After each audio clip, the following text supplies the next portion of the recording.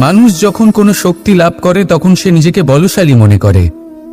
শক্তি লাভ করলেই তার মধ্যে অহংকার চলে আসে, অভিমান চলে আসে। তার কারণ হলো সে একটা সহজ কথা বুঝতেই পারে না। এই সব যা হচ্ছে সময়ের জন্য হচ্ছে। সময়ের থেকে বেশি বলশালী আর কেউ নেই। এই সময়ের জন্যই রাবণ ভক্তি দ্বারা কৈলাস পর্বত তুলে নিয়েছিলেন।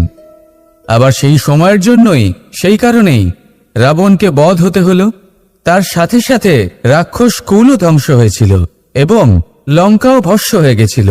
দেখতে গেলে জন্ম থেকে মৃত্যু পর্যন্ত এই যে সময়, সেটাই হলো জীবন। কিন্তু তার মধ্যেও যা সময় আসে কোনো কারণেই আসে। সেই সময় আমরা যাপন করে কিছু শিখতে পারি। তাই আজ যে সময় আপনার হাতের কাছে আছে তাকে মুষ্টিবদ্ধ করে রাখুন, তাকে সামলে রাখুন, তাকে সংযত করে রাখুন, অনুভব করুন, তার থেকে কিছু শিখুন। তাকে কোনোভাবেই ব্যর্থ হতে দেবেন না। আর এটা জেনে রাখুন যে ভবিষ্যতে যা কিছু হতে পারে, যা কিছু হতে চলেছে, সেটা না আপনি জানেন আর না তা আপনার বশে রয়েছে। সেই জন্য আজ অহংকার বা অভিমান করে নিজের ভবিষ্যতের ক্ষতি করবেন না, সেই অনর্থ ঘটাবেন না। এটাই হলো সময়ের অর্থ। আসুন আমার সাথে ভালোবেসে বলুন, রাধা রাধা। খুব বড় একটা প্রশ্ন করতে চলেছি। এই সংসারের সব থেকে বেশি সুখী কে?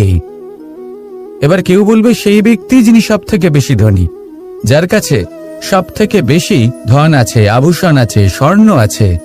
কেউ বলবেন কোনো রাজ্যের রাজা, কারণ তিনি শাসন করতে পারেন, তার আদেশ ছাড়া কোনো কাজ সম্ভব নয়, ইত্যাদি ইত্যাদি। এর উত্তর যদি আমি দিই তাহলে এটুকুই বলবো, সংসারের সব থেকে সুখী ব্যক্তি হলেন তিনি যিনি সন্তুষ্ট। তার কাছে সন্তোষরূপী ধন আছে যা তাকে সুখী রাখে।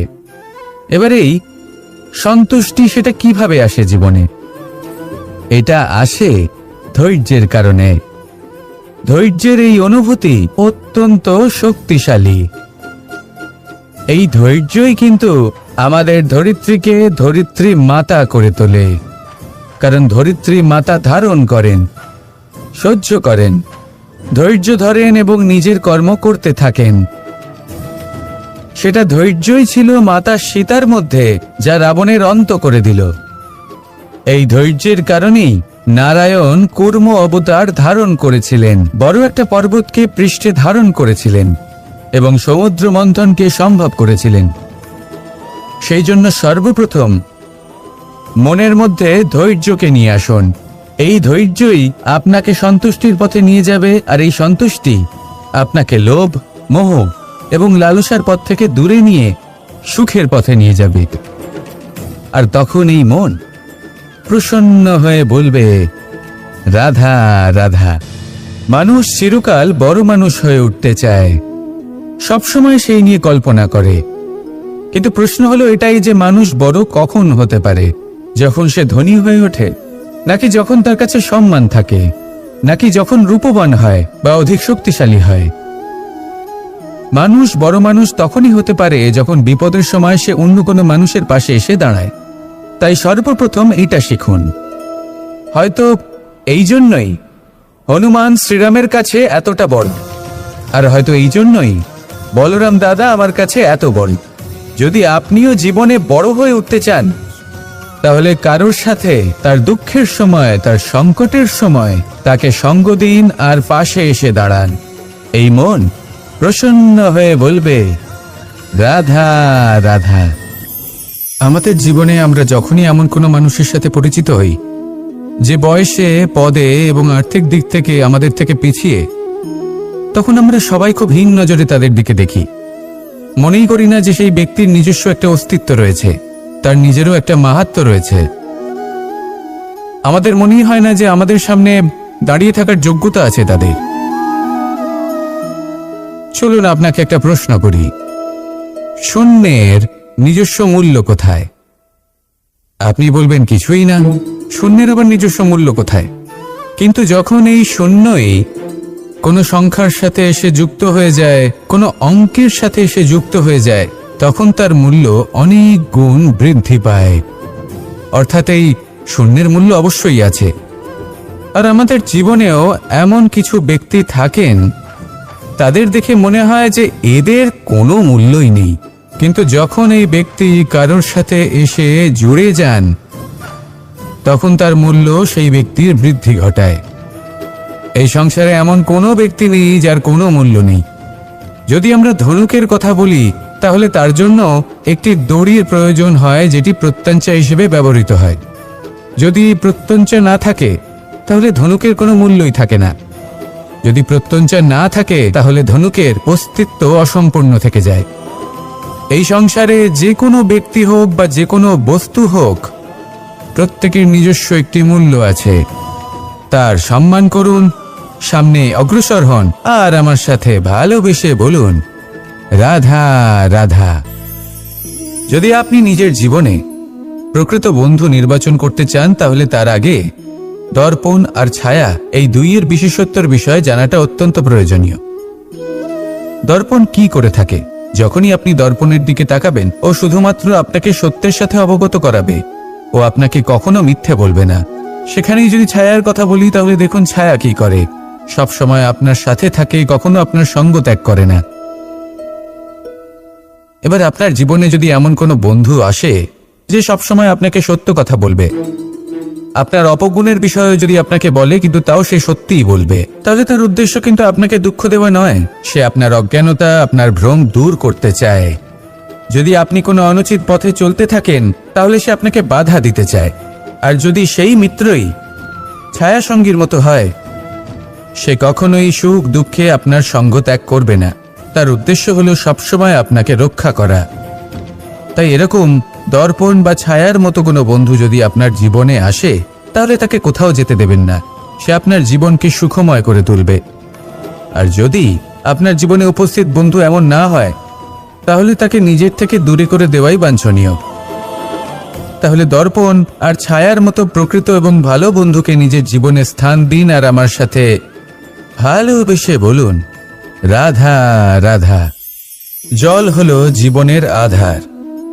যদি জল না থাকে এই সংসারের জীবনের কোনো অস্তিত্ব নেই। এই জল হলো শুদ্ধ, পবিত্র।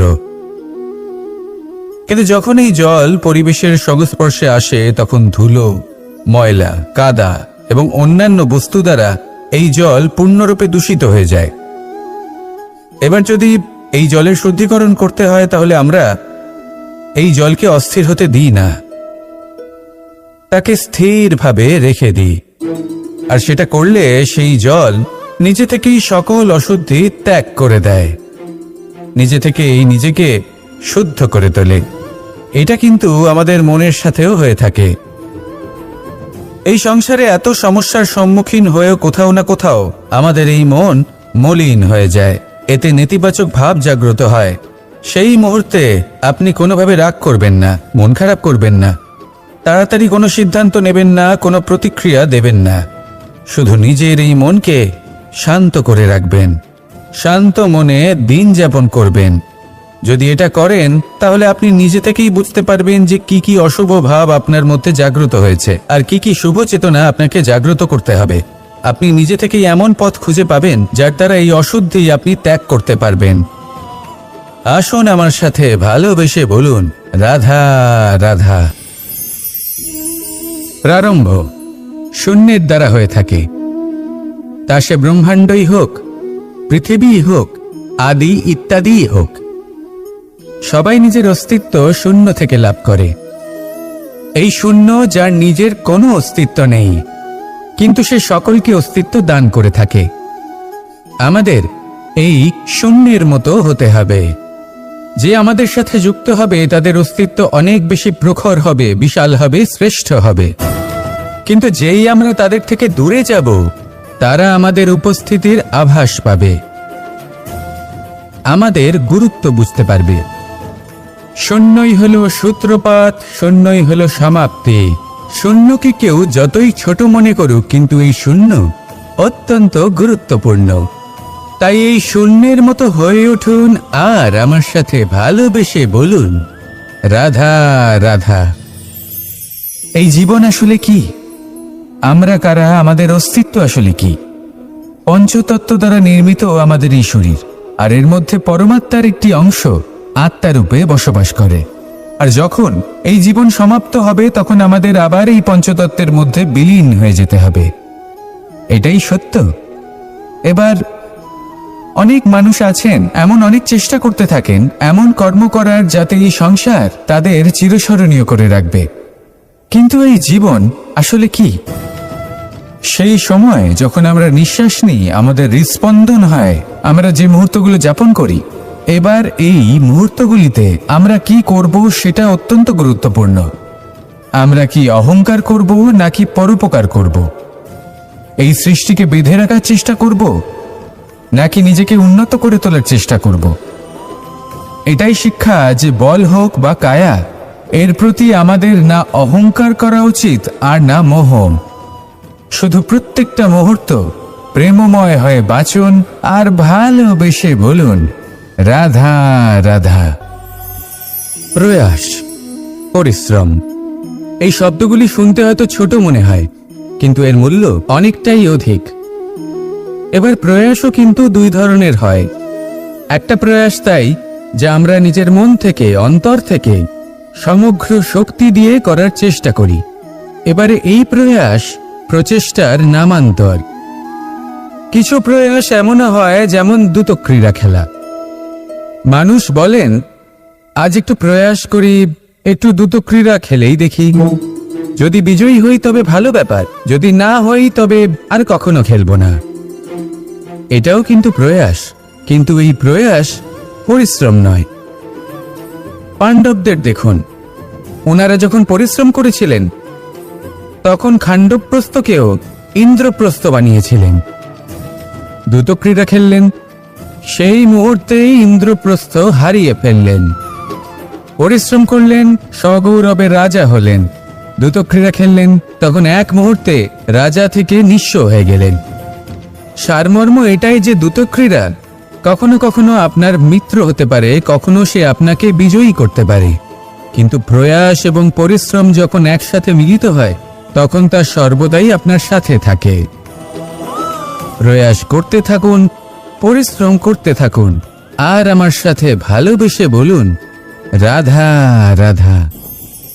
আমি এইভাবে প্রত্যেকদিন নিজের সাথে কিছুটা সময় অতিবাহিত করি, সুচিন্তা করি, কারণ আমি এটা মনে করি যে আমার প্রতিদ্বন্দ্বী অন্য কেউ নয় বরং আমি নিজেই। আর আমি চেষ্টা করি যে আমি যেন নিজেকে নিজের থেকে বেশি শ্রেষ্ঠ করে তুলতে পারি। তাই প্রতিদিন আমি আকলন করি নিজের কর্মের, যে কাল আমি কি উচিত করেছি কি অনুচিত করেছি, যে ভুল আমি করেছি তা আজকে কি করে শুধরে নিতে পারি। যে শ্রেষ্ঠ কর্ম আমি কাল করেছি আজও সেই শ্রেষ্ঠ কর্ম আমাকে করতে হবে। শুধু এই প্রক্রিয়াতেই আমি নিজেকে শ্রেষ্ঠ ব্যক্তি, শ্রেষ্ঠ রাজা, একজন শ্রেষ্ঠ পিতা, পুত্র করে তুলি। এইভাবেই আমি একজন শ্রেষ্ঠ মানুষ হয়ে উঠি। আপনিও এই কথা মনে রাখবেন যে আপনার প্রতিস্পর্ধা অন্য কারোর সাথে নয় বরং নিজের সাথে। তাই নিজের কর্মের আকলন করুন, নিজের মধ্যে যে দোষ আছে তা ত্যাগ করুন, নিজেকে শুধরে ফেলুন। এই মন সবসময় সুপ্রসন্ন থাকবে এবং লক্ষ্য প্রাপ্ত করে বলবে রাধা রাধা। কখনো কোনো পাখিকে দেখেছেন? যখন সে প্রথমবার উঠতে চেষ্টা করে সে বাসা থেকে মাটিতে পড়ে যায়, কিন্তু সে হার মানে না, চেষ্টা করতে থাকে, করতেই থাকে, ডানা ঝাপটাতে থাকে, আর তারপর সে উড়তে শেখে। গোল শালগ্রাম শিলাকে দেখুন, পর্বত থেকে খসে পড়ে, ধাক্কা খায়, জলের প্রবাহ দ্বারা ঘর্ষিত হয়, তারপরে তা শালগ্রামে পরিণত হয়। ভেবে দেখুন, যদি কোনো পাখি প্রথমবার উড়তে গিয়ে এটা ভাবে যে না না, যদি আমি পড়ে যাই তবে, আমার যদি আঘাত লাগে তবে, আর যদি ভয়ের কারণে সে শুরুই না করতে পারে, চেষ্টাই না করে, তাহলে কি সে উড়তে শিখবে? কখনোই নয়। এটাই আমাদের শিখতে হবে, প্রারম্ভ করতে হবে। তা অত্যন্ত গুরুত্বপূর্ণ। যখন আমরা কিছু শুরু করি তখন ভয় করে, কিন্তু যদি এটা না করেন জীবনে কখনো সামনে এগোতেই পারবেন না। হতেই পারে প্রারম্ভ করার পরে আপনি পড়ে যাবেন, বারবার নিচে পড়ে যাবেন, কিন্তু যদি নিরন্তর চেষ্টা করতে থাকেন তাহলে একদিন না একদিন আপনি অবশ্যই সফল হবেন। এই শুরু করাটাই সব থেকে বেশি কঠিন। এর দ্বারা ভয়ভীত হবেন না। আসুন আর আমার সাথে ভালোবেসে বলুন, রাধা রাধা। এই সংসারে নির্মাণের বিষয়ে জ্ঞান লাভ করার পূর্বে ধ্বংসের বিজ্ঞান বুঝে নেওয়াও খুব প্রয়োজনীয়। যখনই আমরা ব্যায়াম করি তখন কি হয়? আমাদের পুরনো মাংসপেশি নষ্ট হয়ে যায় এবং সেই মাংসপেশির স্থানে আমরা নতুন মাংসপেশির নির্মাণ করে থাকি। যেমন একটা নতুন ইমারত গড়ে তোলবার পূর্বে পুরাতন ইমারতকে ভঙ্গ করে দিতে হয়, তবেই তো সেই স্থান সজীব হবে, ঠিক কিনা? এবারে জ্ঞান এবং বিজ্ঞান ছাড়াও এমন কিছু আছে যা কিনা অত্যন্ত গুরুত্বপূর্ণ। তা হলো সীমা পার করে যাওয়া। এই যে সীমা, এই যে নিয়ম, তা মানুষের জন্যই বানানো, তাকে নিয়ন্ত্রণ করার জন্য তৈরি করা হয়েছে। এমন অনেক সীমা, এমন অনেক নিয়ম মানুষের জন্য অত্যন্ত মঙ্গলকারী। কিন্তু কিছু এমন সীমা আছে, কিছু এমন নিয়ম আছে যা মানুষের লঙ্ঘন করে যাওয়া অতি আবশ্যক। যতক্ষণ না এই সীমা লঙ্ঘন করছেন, নিজের নতুন অস্তিত্বকে খুঁজেই পাবেন না, সেই স্থানে পৌঁছতেই পারবেন না যেখানে সংসার তাকে চিরস্মরণীয় করে রাখবে। সেই জন্য জীবনে যাই করবেন, সীমা অতিক্রম করে যান। যদি পরিশ্রম করেন তাহলে সীমা অতিক্রম করে পরিশ্রম করুন। যদি লক্ষ্যের দিকে অগ্রসর হন তাহলে সীমা অতিক্রম করে অগ্রসর হন। কোনো সীমারেখা যাতে না থাকে, সেই সর্বোচ্চ স্থান দেখুন এবং অগ্রসর হন। এই সংসারে অগ্রসর হওয়ার জন্য এই সীমারেখা বুঝে নেওয়া এবং তা অতিক্রম করার জ্ঞান লাভ করা প্রয়োজনীয়। আসুন আমার সাথে ভালোবেসে বলুন, রাধা রাধা। জ্যোতিষ একটা বিদ্যা, এ হলো একটা বিজ্ঞান। যে নক্ষত্র দশায় আপনি জন্মগ্রহণ করেছেন, যে স্থানে আপনার জন্ম হয়েছে, এগুলো আপনার জীবনের দিশা স্থির করার ক্ষেত্রে গুরুত্বপূর্ণ ভূমিকা পালন করে। কিন্তু যে রাশিতে আপনি জন্ম নিয়েছেন আর আপনার যা নাম স্থির হয়েছে, সেটা আপনার ভবিষ্যৎ নির্ধারণ করবে তা আবশ্যক নয়। রা দিয়ে রাম এবং রা দিয়ে রাবণ, এই দুজনের রাশি সমান ছিল, কিন্তু একজন নিজের শক্তির দুর্ব্যবহার করলেন। স্বর্ণ লঙ্কার অধিপতি রাবণ, চতুর্দিকে বিজয়ী হওয়া সেই ব্যক্তি নিজের পতনের সম্মুখীন হলেন। শ্রীরাম রাবণকে বধ করলেন। শ্রীরাম, যিনি নিজের কর্ম দ্বারা, নিজের পরিশ্রম দ্বারা ঈশ্বর উপাধি লাভ করেছিলেন, 14 বছরের বনবাস ভোগ করলেন, আর যখন বিপদে পড়লেন তখনও নিজের রাজ্যের সাহায্য নিলেন না। বনের মধ্যে নিজে বানর এবং ভাল্লুকদের নিয়ে একটি সেনাবাহিনী গড়ে তুললেন এবং রাবণকে তার কুকর্মের শাস্তি দিলেন। তাই সর্বদা এটা মনে রাখবেন, আপনার খ্যাতি, আপনার ভবিষ্যৎ আপনার কর্ম নির্ধারণ করে, আপনার রাশি নয়।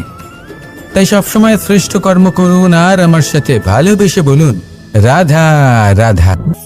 প্রজাপতি দেখেছেন? কি সুন্দর হয়, তাই না? এই প্রজাপতি, ওদের দিকে তাকালে নিজের অজান্তেই নিজের মুখে হাসি ফুটে ওঠে। কিন্তু এই প্রজাপতি জন্ম থেকেই এমন দেখতে হয় না। জন্ম থেকে এদের কাছে ডানা থাকে না, এরা উড়তেও পারে না। যখন একটি প্রজাপতি জন্ম নেয় তখন প্রথমে ডিম অবস্থায় থাকে সে। আস্তে আস্তে সেই কবচ সে ভেঙে ফেলে, খুব পরিশ্রম করতে হয় তাকে। তারপর কীটের আকার ধারণ করে সে চলতে থাকে, অনেক কষ্ট সহ্য করতে হয়, অনেক পরিশ্রম করতে হয়। তারপর তার রূপ বদলে যায়, তারপরে তার ডানা গজায়, তারপরে সে উড়তে পারে। এই নিরন্তর পরিশ্রমই সাফল্যের মূল মন্ত্র হয়। কখনো কখনো প্রতিভাও কম পড়ে যায় যদি নিরন্তর পরিশ্রম না করা হয়, যদি সমর্পণের ভাব মনে না থাকে, দৃঢ় নিষ্ঠা না থাকে। আর কখনো কখনো সেই ব্যক্তি যার মধ্যে বিশেষ প্রতিভা থাকে না, সেই ব্যক্তি নিরন্তর পরিশ্রম করে, নিজের মনে সমর্পণের বোধ জাগিয়ে তোলে, দৃঢ় নিষ্ঠার সাথে কর্ম করে আর সাফল্য লাভ করে। সেই জন্য আপনি জীবনে যেখানেই পৌঁছে যান না কেন, নিরন্তর পরিশ্রম করতে থাকুন।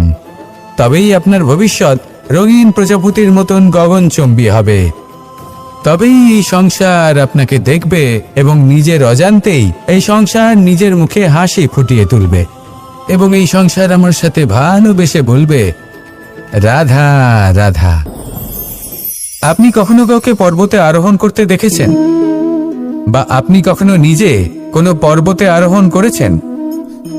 করে থাকলে আপনি এই বিষয়ে অবশ্যই জানবেন যে যখন আমরা শিখরের দিকে এগোই, ওপরের দিকে এগিয়ে চলি, তখন আমাদের একটু ঝুঁকে পথ চলতে হয়, তখনই আমরা সেই পর্বত আরোহণ করতে পারি।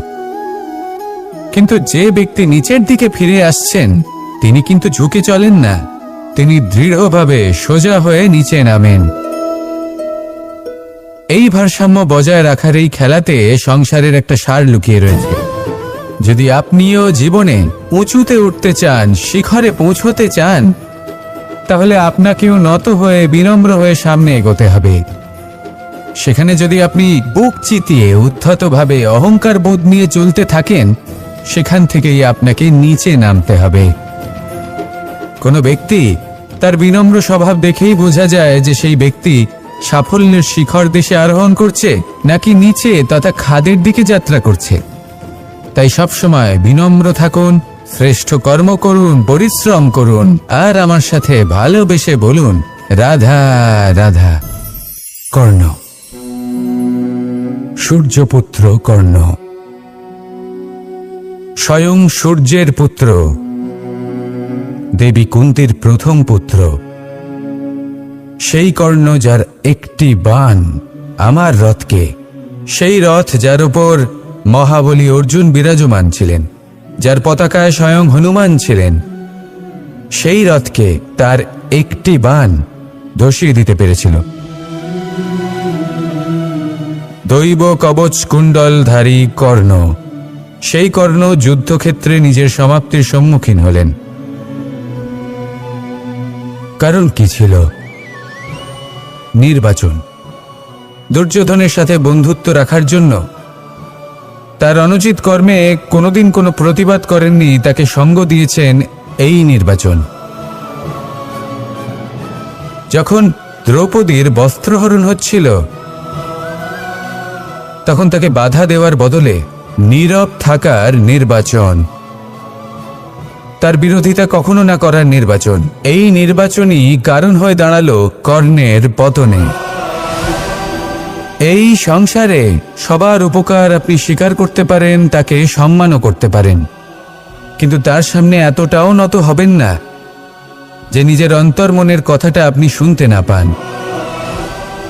নির্বাচন যদি ধর্মসঙ্গত হয় তবেই তা শুভ হয়। আসুন আমার সাথে ভালোবেসে বলুন রাধা রাধা। মানুষ ছোট হোক বা বড়, রাজা হোক বা দরিদ্র, সমস্ত মানুষের মধ্যে একটা সামঞ্জস্য থাকে। সমস্ত মানুষের কাছে তার প্রশংসা অত্যন্ত গুরুত্বপূর্ণ। সে খুবই প্রসন্ন হয় যদি আপনি তার প্রশংসা করেন, কিন্তু আপনি যদি তাকে এটা বলেন যে এটা তোমার ভুল ছিল, তোমার কিছু খামতি ছিল, তখন সেটা সে মানতে রাজিই থাকে না। সব মানুষ এটা শুনতে পছন্দ করে যে সে যেটা করেছে সেটাই সর্বোত্তম। এবার আমি আপনাকে একটা কথা বলি, এই হলো নিন্দা, এই হলো প্রশংসা, আর এই হলো সত্য, যা সবার থেকে উচ্চস্থানীয়। সেই জন্য মানুষ আয়না দেখে। আয়না তাকে তার সৌন্দর্য দেখায় না, তাকে দেখায় যা সত্য, যাতে মানুষ আরো সুন্দর হওয়ার চেষ্টা করতে থাকে। তাই আয়না অত্যন্ত গুরুত্বপূর্ণ সত্যকে জানার জন্য। জীবনে নিন্দুকের মাহাত্ম্য প্রশংসকের মাহাত্ম্যের থেকে অনেক বেশি। কেন? কারণ তারা আপনাকে আপনার খামতি দেখায়, আপনার ভুলগুলো বুঝিয়ে দেয়, আপনাকে একটা সুযোগ দেয় নিজেকে শুধরে নিতে, নিজেকে আরো শ্রেষ্ঠ করে তুলতে, যা প্রশংসক করতে পারে না। তাই জীবনে যদি কখনো নিন্দা করা হয়, তাকে ভালোবেসে গ্রহণ করুন, ধন্যাত্মক রূপে গ্রহণ করুন। যদি নিজেকে কোনো শিক্ষা দেওয়া সম্ভব হয় তাহলে অবশ্যই দিন। দেখবেন মন প্রসন্ন হয়ে বলবে রাধা রাধা। জীবনে কখনো সাফল্য আসে, আবার কখনো অসফলতা, কখনো আশা পাওয়া যায়, কখনো নিরাশা, কখনো জয় লাভ করি, আবার কখনো পরাজয়। এর পেছনের কারণটা জানা অত্যন্ত প্রয়োজনীয়। যদি আমি পরাজয়ের কথা বলি, যখনই আমরা পরাজয় লাভ করি আমরা ভাবতে থাকি যে এমন কেন হলো? আমাদের শত্রু কি বেশি শক্তিশালী ছিল, নাকি আমাদের নীতিতে কোনো খামতি ছিল? এই সমস্ত কারণের পেছনে খুব বড় একটা কারণ থাকে, আর সেই কারণ আমাদের অন্তরে সুপ্ত থাকে। ধরে নিন একটা পথ, তাতে আপনি চলছেন। সেই পথ কাঁটায় পরিপূর্ণ, কিন্তু আপনি পাদুকা পরে রয়েছেন আর আপনি হেঁটে সামনে এগিয়ে যান। এবার এমন একটা পথ এলো যা পুষ্পে ঢাকা, আর আপনি পাদুকা পরে রয়েছেন, কিন্তু আপনার পাদুকাতে একটা পাথর আটকে গেল। তখন দু পা হাঁটাও খুব কঠিন হয়ে পড়ে। এই সংসারের যে কোনো শক্তি আপনাকে পরাস্ত করার পূর্বে আপনি জানেন কি আপনাকে পরাস্ত করতে পারে? আপনার অন্তরের দুর্বলতা, আপনার অন্তরের সেই সুপ্ত শত্রু।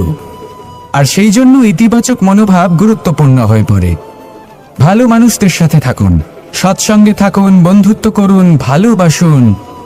এই ভালোবাসা এত শক্তিশালী এক অস্ত্র যাকে ব্রহ্মাস্ত্র পরাস্ত করতে পারে না। এই সমস্যারূপী পাথর কিছুই নয়। আসুন আমার সাথে ভালোবেসে বলুন, রাধা রাধা। মানুষের দুটো রূপ রয়েছে। এক, আমাদের এই মুখ, যা শুধুই চোখে দেখা যায়। আর দ্বিতীয়, আমাদের এই মন, যা শুধুমাত্র অন্তরাত্মা দ্বারা দেখা যায়। এবার আমাদের এই মুখ, তা ঈশ্বর সকলকেই আগে থেকেই প্রদান করেছেন। কিন্তু এই মন কেমন হবে তা আমাদের জীবনের অনুভূতি এবং আমাদের জীবনের লক্ষ্য এগুলি সুনিশ্চিত করে। অর্থাৎ নেত্র দিয়ে দেখা যায় আমাদের এই মুখ, তা শুধুই এই কারণে প্রয়োজন যাতে সংসার আমাদের দেখতে পায়, আমাদের চিনতে পারে। কিন্তু যদি এই সংসারে আপনি প্রকৃত অর্থে মান সম্মান লাভ করতে চান, তাহলে নিজের অন্তরাত্মাকে আপনাকে বিকশিত করতেই হবে।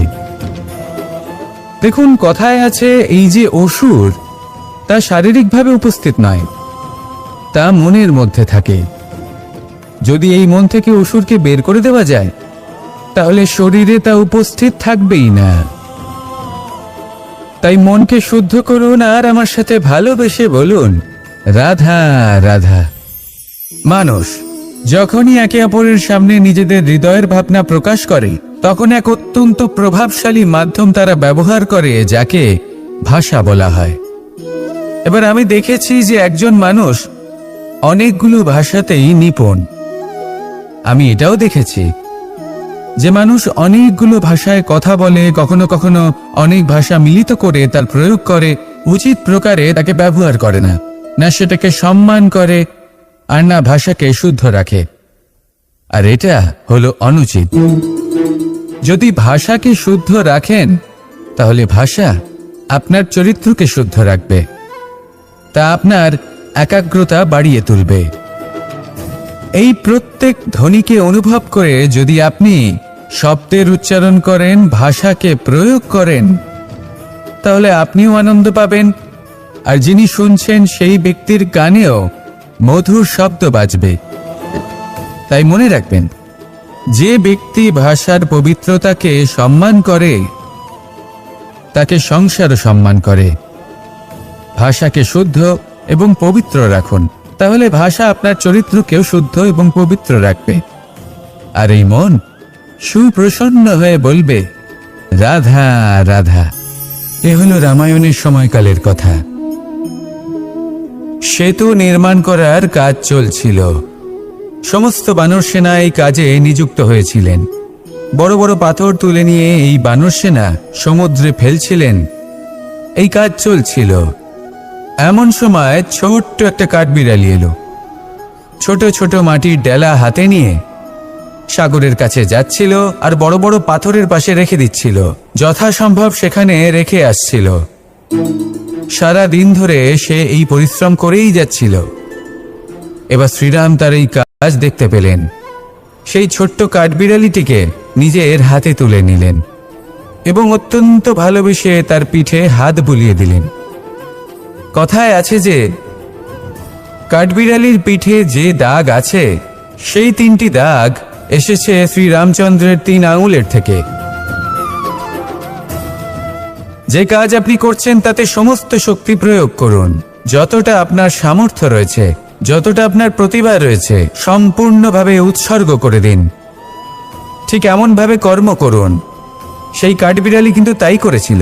সেই জন্য শ্রীরামের সাথে সেও সেই কাহিনীতে অমর হয়ে গেছিল।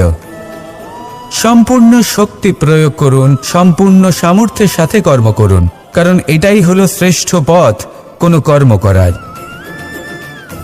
আসুন আমার সাথে ভালোবেসে বলুন, রাধা রাধা। এই সংসারে যখন সাফল্যের পথে আপনি অগ্রসর হবেন, তখন আপনার পরিশ্রম, একাগ্রতা, সাহসের সাথে সাথে সমাজের মানসিকতাও সহ্য করতে হবে। প্রত্যেক ব্যক্তি কিছু না কিছু ভাবেন, কিছু না কিছু বলেন। কিছু মানুষ এমন আছেন যারা ভাববেন যে আপনি কিছুই করতে পারবেন না। তারা আপনার নিন্দা করবেন, আর এই নিন্দার কথা ভেবেই আমরা ভয়ভীত হয়ে পড়ি। সেই কারণে নিজেদের আশা, নিজেদের বিশ্বাস হারিয়ে ফেলি।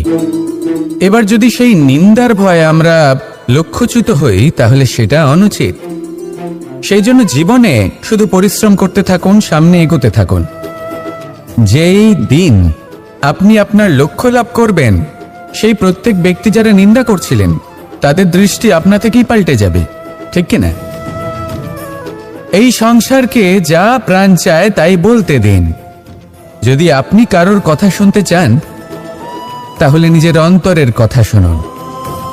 সেটাই আপনাকে উচিত পথে নিয়ে যাবে। সামনে অগ্রসর হতে থাকুন, পরিশ্রম করুন। এমন একটা দিন আসবে যেদিন এই নিন্দুক ব্যক্তিরা আপনার লক্ষ্য প্রাপ্তির উদাহরণ সবাইকে দেবে। আসুন আমার সাথে ভালোবেসে বলুন, রাধা রাধা। মানুষ সুখী জীবনযাপনের প্রতি এতটাই অভ্যস্ত হয়ে পড়ে যে একটা ছোট্ট সমস্যা এলেই সে সবার থেকে সাহায্য চাইতে শুরু করে দেয়। সে সাহায্য লাভও করে এবং সেই সংকট থেকে সে বেরিয়েও আসে। কিন্তু এই সাহায্য কিছু মুহূর্তের, আর কিছু মুহূর্তের হলো এই দুঃখ। এই দুই মুহূর্তের সাহায্যের জন্য আজীবন আপনি তার কাছে ঋণী হয়ে থাকেন। আর মানবিকতার খাতিরে আপনার মনে কৃতজ্ঞতা জেগে ওঠে। আর সেই কৃতজ্ঞতা বোধ হলো যে আপনি কখনো সেই ব্যক্তিকে ছাপিয়ে যেতেই পারবেন না। সেই জন্য জীবনে সবসময় চেষ্টা করবেন নিজেকে প্রস্তুত রাখতে সেই সব সমস্যার জন্য, সেই সব বাধার জন্য যেগুলো আপনার জীবনে আসতে পারে। ততক্ষণ সাহায্য চাইবেন না যতক্ষণ না অন্য কোনো পথ না থাকছে। সাহায্য চাওয়া অনুচিত নয়, কিন্তু সাহায্য চাইলে এবং সাহায্য পেলে আপনি আজীবন কৃতজ্ঞ এবং ঋণী হয়ে থাকবেন। আর তারপর একদিন আপনি পরিবর্তন দেখতে পাবেন যে কিভাবে আপনি ছোট ছোট সমস্যার জন্য সাহায্য না চেয়ে বড় বড় সমস্যার সম্মুখীন হতে প্রস্তুত হয়ে গেছেন। এটাই হলো সংসারের নীতি। এটাই পালন করুন আর আমার সাথে ভালোবেসে বলুন, রাধা রাধা। এমন অনেক মানুষ আছেন যারা আমাকে ভগবানের পরিভাষা জানতে চান, যে ভগবান আসলে কি, তিনি কেমন। এবার দেখুন, ভগবান হোক বা আপনার স্বপ্ন হোক বা আপনার লক্ষ্য হোক না কেন, সেই লক্ষ্য তখনই পূর্ণ হয়, তখনই তাকে লাভ করা সম্ভব যখন আপনার দৃষ্টিভঙ্গি মঙ্গলময় হয়। যখন আপনি নিজে মনে করবেন যে আমি যেটা পেতে চাইছি তা শুভ। উদাহরণস্বরূপ, কোনো পাখিকে দেখুন, সে গাছের ডালে বসে এবং সেখানেই বিশ্রাম করে, কিন্তু পড়ে না। কেন? কারণ ওর বিশ্বাস যে যে শাখার উপরে ও বসে আছে সেটাই হলো ওর বাসস্থান। যদি আপনি বিশ্বাস করেন তাহলে আপনি পাথরের মধ্যেও ভগবান দর্শন করতে পারবেন। আর যদি বিশ্বাস না থাকে, তাহলে যদি ভগবান সামনে দাঁড়িয়েও থাকে তবেও আপনার বিশ্বাস হবে না। তাই বিশ্বাস করতে শিখুন। এই বিশ্বাসের আধারেই আপনি সেই সব কিছু পাবেন যা আপনি পেতে চাইছেন। আসুন আমার সাথে ভালোবেসে বলুন, রাধা রাধা। গুরু, যিনি পথ দেখান, আমাদের জীবনে অত্যন্ত গুরুত্বপূর্ণ, অত্যন্ত আবশ্যক। কিন্তু কিছু মানুষ মনে করেন যে গুরুর কোনো প্রয়োজন নেই, কারণ এই সমগ্র জ্ঞান মানুষের অন্তরেই নিহিত রয়েছে। এবার প্রশ্ন এটাই, যদি সমস্ত জ্ঞান মানুষের অন্তরে নিহিত থাকে তাহলে গুরুর কি প্রয়োজন? আর যারা আজ পর্যন্ত গুরুকে মেনে এসেছেন তারা কি অনুচিত করেছেন?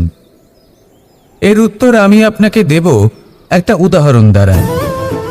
একটা কাঠ যা জ্বলনশীল। জ্বলনের ঊর্জা তার অন্তরে নিহিত রয়েছে, কিন্তু তার জ্বলনের জন্য বাইরে থেকে একটা অনুঘটকের প্রয়োজন হয়। এই অনুঘটকই হলেন আপনার গুরু। উত্তাপ যা একটা কাঠকে জ্বালাতে পারে, সেই উত্তাপ হলো গুরুর প্রচেষ্টা। যদি সেই গুরুই না থাকে, তার প্রচেষ্টাই না থাকে, তাহলে সেই সমস্ত জ্ঞান যা মানুষের অন্তরে নিহিত তা ব্যর্থ হয়ে যাবে। যদি আপনার সাথে আপনার গুরু থাকেন, আপনার পথ প্রদর্শন করেন, আপনার অন্তরের জ্ঞানকে বাইরে নিয়ে আসতে পারেন, তাহলে তাকে সম্মান করুন আর আমার সাথে ভালোবেসে বলুন, রাধা রাধা। असतो मा सद्गमय, तमसो मा ज्योतिर्गमय, मृत्युर्मा मृतंगमय। জ্ঞান সেটাই যা অসত্য থেকে সত্যের পথে চালিত করে। প্রকাশ সেটাই যা অন্ধকার থেকে আলোর পথে নিয়ে আসে। জীবন সেটাই যা মৃত্যু থেকে অমরত্বের পথে নিয়ে যায়। এবার এই তিনটে, জ্ঞান, জীবন এবং প্রকাশ, একই রকম। শূন্য থেকে এর উৎপত্তি হয় এবং আস্তে আস্তে আপনার জীবনে বিস্তার লাভ করে। এবার আমরা এটাই ভাবি যে কেমন করে এই তিনটিকে আগলে রাখা যায়। এর উত্তর হলো, এদের আগলে রাখার প্রয়োজনই নেই, ভাগ করে দিতে হবে। কোনো বৃক্ষকেই দেখে নিন, একটি বৃক্ষ অনেক বছর ধরে বেঁচে থাকে। কেন? কারণ সে ভাগ করে দিতে জানে। সে নিজের বীজ ছড়িয়ে দেয়, এই ধরিত্রীতে দেয়, সেই বীজ যা অঙ্কুরিত হয়ে এক নতুন বৃক্ষকে জন্ম দেয়। শুধু ছড়িয়ে দিয়ে একটি বৃক্ষ জীবন দান করতে পারে। যদি কোনো ব্যক্তি জ্ঞান ছড়াতে শিখে যান, যদি প্রকাশ, আলোর কিরণ ছড়িয়ে দিতে শিখে যায়, কোনো ব্যক্তি তার জীবনের সুখ ছড়িয়ে দিতে শিখে যান, তাহলে তিনি মৃত্যুর পরও মৃত হন না। এই ভাগ করে দেওয়ার সুখটাই কিছুটা আলাদা। এই সুখ অনুভব করুন আর আমার সাথে ভালোবেসে বলুন, রাধা রাধা। আপনি কখনো কোনো সরোবরের দিকে তাকান, যার জল হলো শান্ত, স্থির। আপনি স্পষ্ট দেখতে পাবেন সেই সরোবরের তলদেশে কি রয়েছে। তাতে সাঁতরে বেড়াচ্ছে সুন্দর মাছ, চকচকে কিছু পাথর, স্বর্ণরূপী বালি, সবই আপনি দেখতে পাবেন। কিন্তু যখনই আপনি একটা ছোট্ট পাথর তুলে সেই জলে ছুঁড়ে ফেলবেন, তখন সেই জল বিচলিত হবে আর সেই স্পষ্টতা ন্যূনতম হয়ে যাবে। তারপর কিছুই স্পষ্টভাবে দেখা যাবে না। এই ঘটনা মানুষের সাথেও ঘটে। মানুষ যদি বিচলিত হয়ে পড়ে, তখন সে বুঝতে পারে না যে বর্তমানে কি হয়ে চলেছে আর ভবিষ্যতে কি করা উচিত। কিন্তু সেই মানুষ যদি শান্ত থাকেন, স্থির থাকেন, ধন্যাত্মক থাকেন, তাহলে নিশ্চিত রূপেই বুঝতে পারবেন যে বর্তমানে কি করতে হবে আর ভবিষ্যতে কি করতে হবে। তাই নিজের মধ্যে সেই স্থিরতা আনুন, সেই ধৈর্য ধরুন, নিজেকে শান্ত রাখুন আর সবার মধ্যে ভালোবাসা ছড়িয়ে দিন। এই মন প্রসন্ন হয়ে বলবে, রাধা রাধা। সম্পর্ক এ হলো এক বন্ধন যা আমাদের এক সূত্রে বেঁধে রাখে। কিন্তু এমন কিছু ব্যক্তি থাকেন যারা এই সম্পর্কের বিষয়ে নিজস্ব একটা ধারণা করে ফেলেন যে সম্পর্ক এরকম হওয়া উচিত, সম্পর্ক সেরকম হওয়া উচিত। আমি এই সম্পর্কের জন্য কত কিছু করেছি এই ব্যাখ্যা করতে থাকেন আর তার বদলে অনেক কিছু প্রত্যাশাও করেন। কিন্তু সত্য হলো এটাই যে সব সম্পর্ক একরকমের হয় না, কিন্তু প্রত্যেক সম্পর্কের একটা বিশেষত্ব থাকে। যেমন চোখ আর নাকের এই সম্পর্ককেই দেখুন। চোখের সব থেকে কাছে কে আছে? নাক আছে। কিন্তু এই চোখ দিয়ে এই নাককে আমরা দেখতেই পাই না। তবে কি ধরে নেব এই সম্পর্কের কোনো মূল্য নেই? এমনও নয়। ঠিক এইভাবেই যদি কোনো ব্যক্তি তার আবেগ আপনার কাছে ব্যক্ত করতে না পারে বা প্রকট করতে না পারেন বা আপনাকে বোঝাতে না পারে, তাহলে তার মানে এটা নয় যে তার সাথে আপনার সম্পর্কের তিক্ততা রয়েছে। এমনটা কখনোই নয়। শুধু চোখ আর নাকের এই সম্পর্কের মতোই হলো আমাদের জীবনে আমাদের আপনজনের সাথে সম্পর্ক।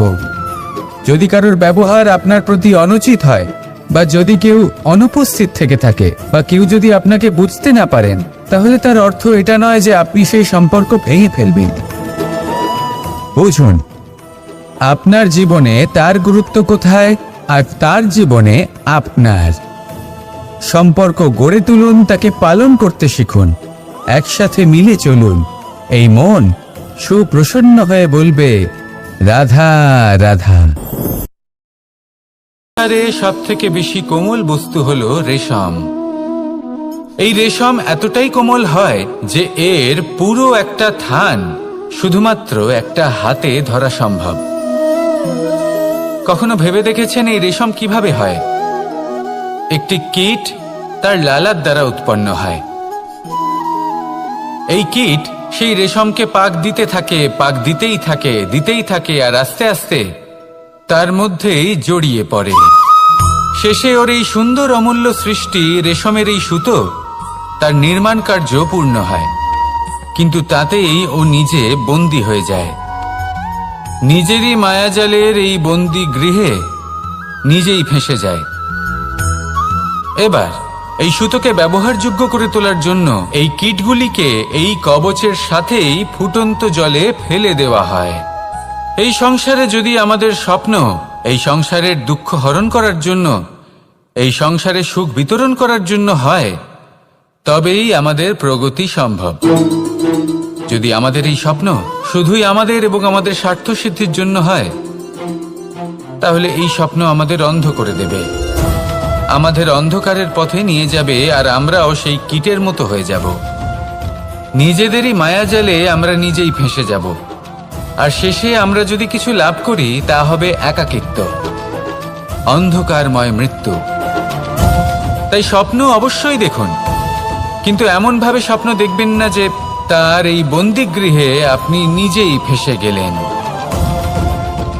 স্বপ্ন দেখুন পরোপকারে।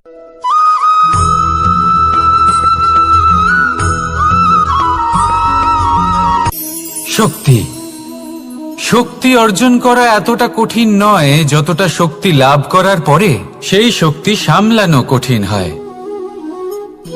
কারণ যেই মানুষ শক্তি লাভ করে তার মনে গর্ববোধ জন্মায়, জন্মায় অহংকার, জন্মায় জেদ।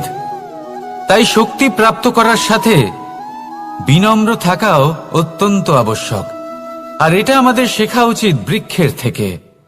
বৃক্ষ যা আমাদের ফল দেয়, বৃক্ষ যা যত ফল দেয় ততটাই ঝুঁকে যায়।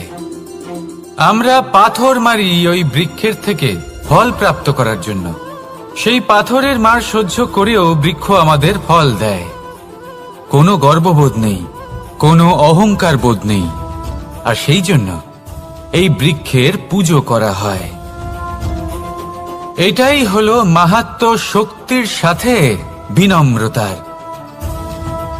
যদি এই শক্তি সৃজন করে থাকে, সাহায্য করে থাকে, সম্বল হয়ে থাকে, তবেই সেই শক্তি উপযুক্ত। আর নয়তো সেই শক্তি একদিন আপনাকে আসক্ত অবশ্যই করবে। তাহলে শক্তি অবশ্যই অর্জন করুন, কিন্তু তার সাথে সেই শক্তি সামলানোর মতো বিবেকও আপনাকে অবশ্যই জাগ্রত করতে হবে। তাহলে আসুন আমার সাথে ভালোবেসে বলুন, রাধা রাধা।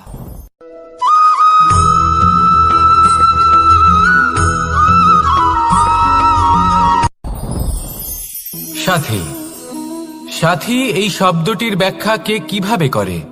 মিত্র, সখা, বন্ধু। কিন্তু অর্থ একটাই, তিনি যিনি আপনার সঙ্গী হন আর তিনি যার সাথী আপনি হন। এবার সব থেকে বড় প্রশ্ন হলো এটাই যে তিনি কে হতে পারেন যাকে আপনি আপনার সাথী বলে মেনে নিতে পারেন, নিজের সখা, নিজের মিত্র, নিজের বন্ধু মেনে নিতে পারেন। আপনার সাথী হলেন তিনি যিনি দুঃখের সময় আপনার পাশে থাকবেন, আপনার হাত ধরে থাকবেন। আপনার সাথী হলেন তিনি যার হাত আপনি নিজের সুখের দিনে ধরে থাকবেন। সেই সাথীরই হাত ধরুন যিনি দুঃখে সবসময় আপনাকে সাহায্য করার জন্য তৎপর হয়ে থাকেন, আপনার পাশে থাকেন, আর যাকে সুখের দিনে আপনি আপনার সাথে রাখতে পারেন। আর যখন আপনার সাথে আপনার এই সাথী থাকবে তখন আপনি এটা বুঝবেন যে যখন জীবনে দুঃখ আসে তখন এই দুঃখ কমে যায়, সবার মধ্যে ভাগ হয়ে যায়। আর যদি তখন সুখ আসে তাহলে সেটা সবার উপস্থিতিতে আরো বেড়ে যায়। এটাই হলো প্রেম, এটাই হলো ভালোবাসা, এটাই হলো সঙ্গ। যেমন সম্পর্ক আমার আর রাধার মাঝে। তাহলে আসুন আর আমার সাথে ভালোবেসে বলুন, রাধা রাধা।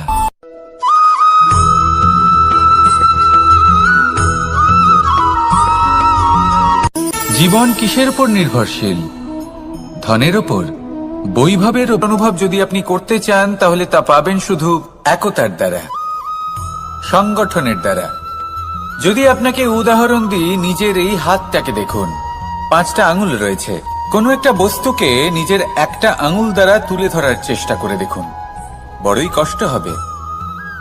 তখন আপনি বুঝতে পারবেন যখন এই 5টি আঙুল একত্রিত হয় তখন কোনো কাজ কতটা সহজ হতে পারে। এটাই হলো শক্তি একতার। সব থেকে ভালো উদাহরণ যদি আপনাকে দিই তাহলে বাঁশি। এই বাঁশি থেকে অত্যন্ত মধুর সুর নির্গত হয় যা সবার মন প্রসন্ন করে দেয়। এই কথা সত্যি, কিন্তু এই বাঁশি আমি একটা বা দুটো আঙুল দিয়ে বাজাতে পারবো না। আমাকে প্রত্যেকটা আঙুল ব্যবহার করতেই হবে, তবেই এর থেকে মধুর সুর নির্গত হবে যা সকলকে প্রসন্ন করবে, ঠিক কিনা?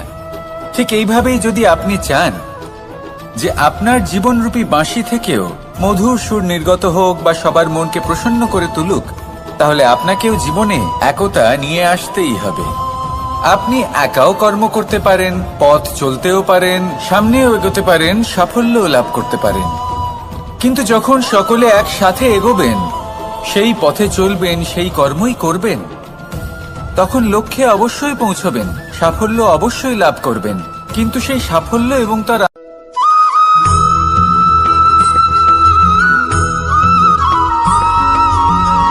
পুরুষার্থ। শাস্ত্রে 4 ধরনের পুরুষার্থের কথা বলা হয়েছে। প্রথম হলো ধর্ম। আপনি কি জানেন এই ধর্ম আসলে কি? আপনার কি মনে হয় ধর্ম আসলে কি? কোনো বিশেষ ঈশ্বরকে মানাই কি ধর্ম বলা হয়? নাকি কোনো বিশেষ রীতি পালন করাই হলো ধর্ম? নাকি কোনো বিশেষ সাহিত্যকে সর্বশ্রেষ্ঠ মনে করাই হলো ধর্ম? না, ধর্ম হলো সেটা যাকে ধারণ করা যেতে পারে। আর ধারণ শুধু সেটাই করা যায় যা পবিত্র। পবিত্র শুধু তাকেই বলা হয় যা নিঃস্বার্থ, যার মধ্যে শাসন করার কোনো ইচ্ছে নেই, যা সরলভাবেই প্রবাহমান, জল এবং বায়ুর মতো। যখন কোনো ব্যক্তি ধর্মকে ধারণ করেন এবং সেই ধর্ম সেই ব্যক্তিকে রক্ষা করে, তখন তাকে ধর্ম বলা হয়। ধর্ম যা রক্ষা করে অহংকার থেকে, খারাপ চিন্তার হাত থেকে। সেই জন্য পুরুষার্থ গড়ে তোলার আগে, ধর্ম পালন করার আগে ধর্মের প্রকৃত অর্থ কি সেটা বুঝে নিন। এটা জেনে রাখুন যে সমস্ত ধর্মের আধার, সমস্ত ধর্মের ভিত শুধুমাত্র ভালোবাসা। আসুন আর এই ভালোবাসার সাথেই বলুন, রাধা রাধা।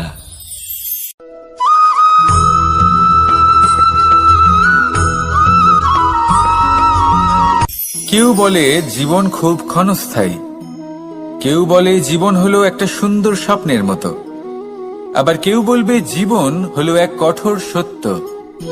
কিন্তু জীবন আসলে কি? জীবন হলো আপনারই প্রতিবিম্ব, একটা দর্পণ। অর্থাৎ আপনি জীবনকে সেইভাবেই পাবেন যেরকম আপনি নিজেকে প্রতিপন্ন করবেন। যদি আপনি দর্পণের দিকে তাকিয়ে হাসেন, তাহলে আপনি সামনে হাসি মুখী দেখতে পাবেন।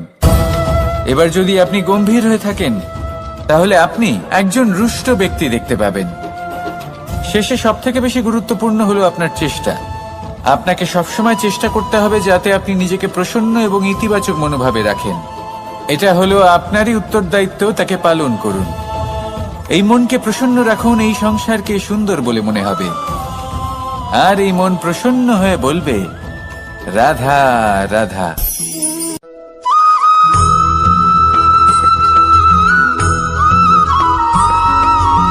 এই সংসারে প্রত্যেক মানুষ এটাই চান যে তিনি যেন ধনবান হন, আর্থিক অবস্থা তার ভালো থাকে, ওনার বাড়িতে লক্ষ্মীর আগমন হয়।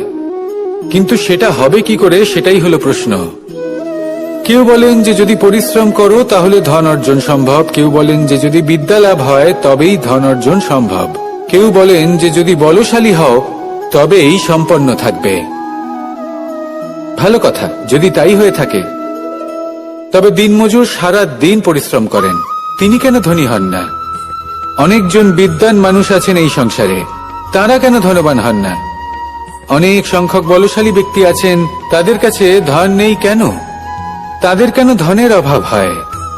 আবার এমনও কিছু মানুষ আছেন যারা পরিশ্রম করেন, তারা দিনমজুর, কিন্তু তারা ধন অর্জন করতে পারেন।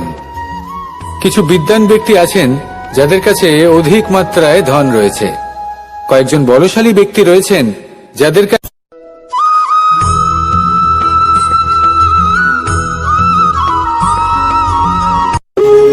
যখন মানুষের মৃত্যু হয় তখন কি হয়? অনেক সংখ্যক মানুষ শোক পালন করতে চলে আসেন।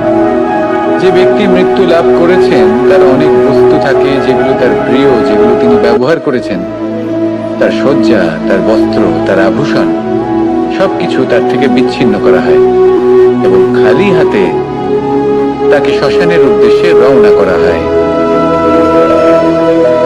আমি আপনাকে এই প্রশ্ন করতে চাই, আপনি এই সংসারে কি অর্জন করেছেন? ধন, সম্পত্তি, বস্ত্র, আভূষণ, এই সবকিছু যে আপনি অর্জন করেছেন, আপনার মৃত্যুর পরে তা আপনার থেকে দূর হয়ে যাবে। এর উত্তর হলো একটাই, আপনার কর্ম। শুধু সেটাই আছে যা একান্ত আপনার, আর শুধু সেটাই এই সংসার থেকে চলে যাওয়ার পরেও সংসারেই জীবিত থাকবে। যদি আপনি দুষ্কর্ম করেন তাহলে এই সংসার আপনাকে একটি অনুচিত উদাহরণ হিসেবে মনে রাখবে যে এই ব্যক্তি খুব পাপী ছিল, অনুচিত কর্ম করতেন। যে পথে তিনি চলেছেন সেই পথে কারোর চলা উচিত নয়। সেখানেই যদি আপনি সৎকর্ম করেন তাহলে সংসার চিরকাল এটাই বলবে যে খুব ভালো মানুষ ছিলেন, সবাইকে ভালোবাসতেন, সবাইকে সাহায্য করতেন, আমার খুব প্রিয় মানুষ ছিলেন। এটাই হলো শ্রেষ্ঠ কর্ম। সেই জন্য জীবনে শুধুমাত্র ধন, সম্পত্তি, আভূষণ এই সব অর্জন করতে গিয়ে নিজের মনোনিবেশ করবেন না।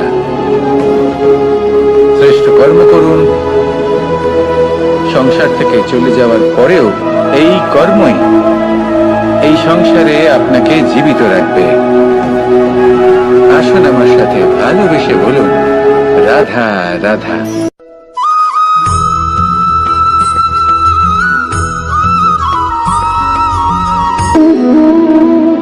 সম্পর্ক হলো আমাদের জীবনের একটি আধার। কিছু সম্পর্ক এমন যা আমরা জন্মসূত্রে লাভ করি, যেমন পরিবার, মা, বাবা। কিছু সম্পর্ক আছে যা আমরা জীবনে অর্জন করে থাকি, তা সে প্রেমের হোক, স্নেহের হোক বা বন্ধুত্বের। এই সকল সম্পর্ক লাভ করার বা গড়ে তোলার 5টি ধাপ রয়েছে। প্রথম ধাপ, কোনো ব্যক্তির সাথে আলাপ হওয়া, তার সাথে কথা বলা বা তাকে দেখা। দ্বিতীয় ধাপ, সে ব্যক্তিকে আমাদের ভালো লাগা। তৃতীয় ধাপ, আমাদের এটা চাইতে শুরু করা যে জীবনে এই ব্যক্তি যেন আমাদের বন্ধু হন, আমাদের জীবনে থাকেন, বা আমাদের কাউকে ভালোবেসে ফেলা, আর এটা আমাদের ভাবা বা চাওয়া যে সেই ব্যক্তি যেন আজীবন আমার সাথে থাকেন, আমার জীবনে আমার সাথী হয়ে। চতুর্থ ধাপ, লাভ করা। এবার এই ধাপটি অনেক মানুষের পক্ষেই খুবই সরল হয়, বড়ই সরল ভাবে নিজেদের সঙ্গীকে লাভ করে থাকে। কিছু মানুষের জন্য এই ধাপ অত্যন্ত কঠিন হয়ে থাকে। অনেক প্রতিকূল পরিস্থিতির উপর জয়লাভ করে তারা সঙ্গীকে লাভ করেন, কিন্তু লাভ অবশ্যই করেন। এরপরে আসে পঞ্চম, অন্তিম এবং সব থেকে গুরুত্বপূর্ণ ধাপ। সেটা হলো সেই সম্পর্ক পালন করা। এটা হলো এমন এক বিষয় যা প্রত্যেক মানুষের শেখা উচিত। যদি ব্যক্তি নিজের জীবনে সম্পর্ক রক্ষা করতে শিখে যান, তবে প্রত্যেক সম্পর্ক তার জীবনকে স্বর্গ করে তুলবে। আসুন আর আমার সাথে ভালোবেসে বলুন, রাধা রাধা।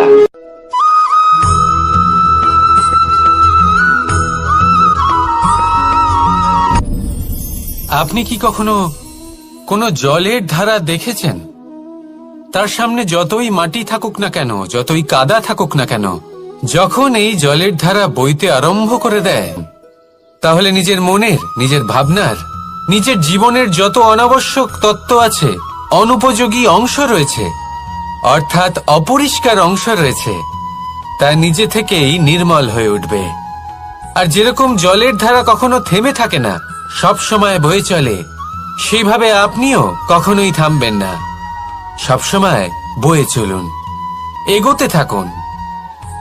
পথে যদি অনেক বিপদ আসে, সমস্যা আসে, থামবেন না, তার উপর নিরন্তর প্রহার করুন, নিরন্তর প্রয়াস করুন আর অগ্রসর হন। আপনি ভেবে দেখুন, এই জলের ধারা কখনো থেমে থাকে না, সবসময় বয়ে চলে, বিপদের সম্মুখীন হয়ে তাকে সাথে বয়ে নিয়ে চলে। সেই জন্য জলের ধারা, প্রবাহমান এই ধারা, এর থেকে কখনো দুর্গন্ধ আসে না, এতে কখনো ময়লা জমতে পারে না, বরং পালিত হয় সুন্দর প্রাণবন্ত জীবজন্তু, যেমন সুন্দর ছোট মাছ। তাই আপনিও এটাই করুন, কখনো থামবেন না, শুধু চলতে থাকুন, জলের ধারার মতো বইতে থাকুন। আপনি আপনার লক্ষ্য অবশ্যই খুঁজে পাবেন, আর তার সাথে নিজের অন্তরের যে মালিন্য রয়েছে, তা আপনি নিজেই নিজের থেকে দূরে করে দেবেন। তাহলে আসুন আর আমার সাথে ভালোবেসে বলুন, রাধা রাধা।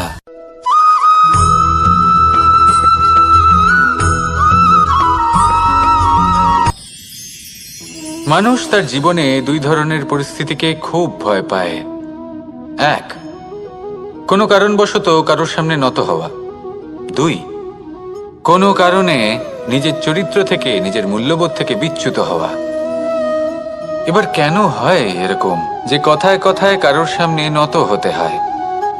কেন বারংবার নিজের চরিত্র থেকে চ্যুত হতে হয়? এরকম কেন হয়? এটা তখনই হয় যখন আমাদের শিক্ষা এবং মূল্যবোধের অভাব থাকে।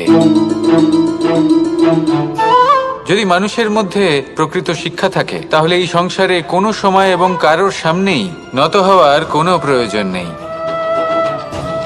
যদি মানুষের মধ্যে মূল্যবোধ থাকে, তাহলে তাকে নিজের মূল্যবোধ বা চরিত্র থেকে বিচ্যুত হতে হয় না, তা সে যাই হয়ে যাক না কেন।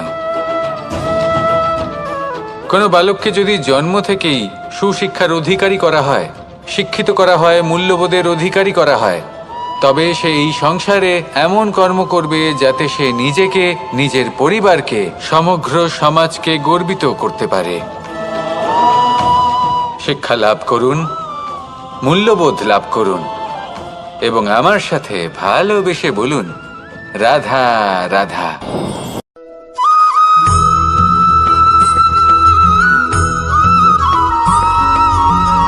আপনি কখনো কোনো বাজকে নিজের বাসা বানাতে দেখেছেন?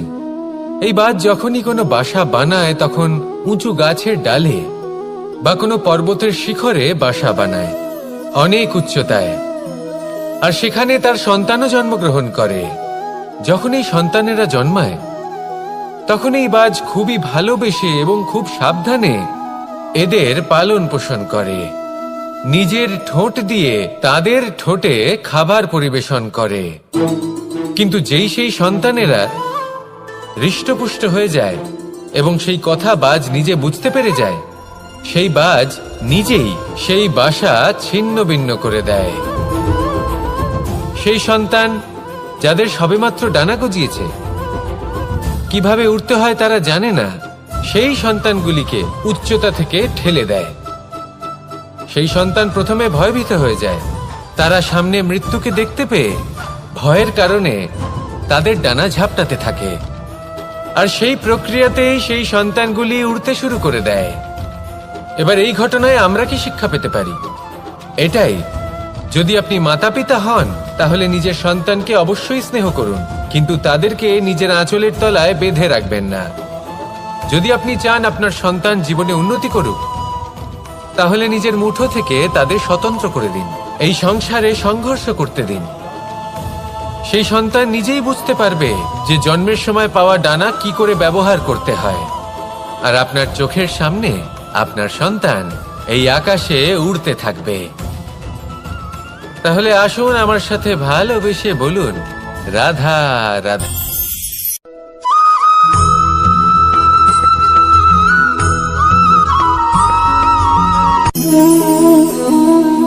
নিয়তি। রাধা আমাকে বলে, কৃষ্ণ, যদি তুমি জানো যে নিয়তিতে কি আছে, তাহলে তাকে বদলে দাও না কেন? মহাদেব আমাকে বলেন যে শ্রীকৃষ্ণ, যদি আপনি এটা জানেন যে সাম্বের নিয়তি এটাই, তাহলে আপনি তাকে বদলানোর চেষ্টা কেন করেন? কেন?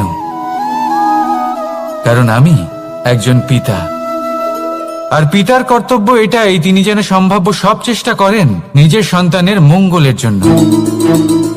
নিয়তি আমি জানি, কিন্তু এটাও আমি জানি যে কর্মের থেকে বড় আর কোনো নিয়তি হতে পারে না।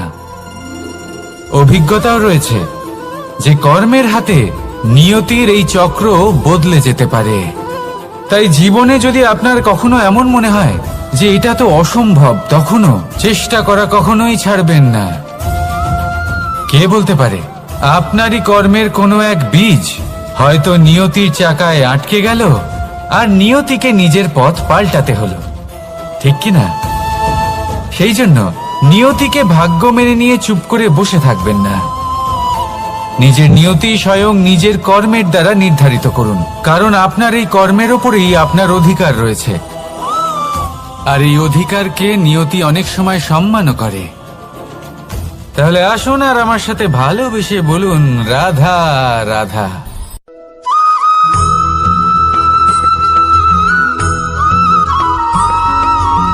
কখনো কখনো আমরা ভাবি যে কোনো ব্যক্তি যিনি ধর্মের পথে চলেছেন, যদি তার দ্বারা কোনো ভুল হয়ে থাকে, তাহলে নিয়তি তাকে সেই মুহূর্তেই কঠোর শাস্তি দেন।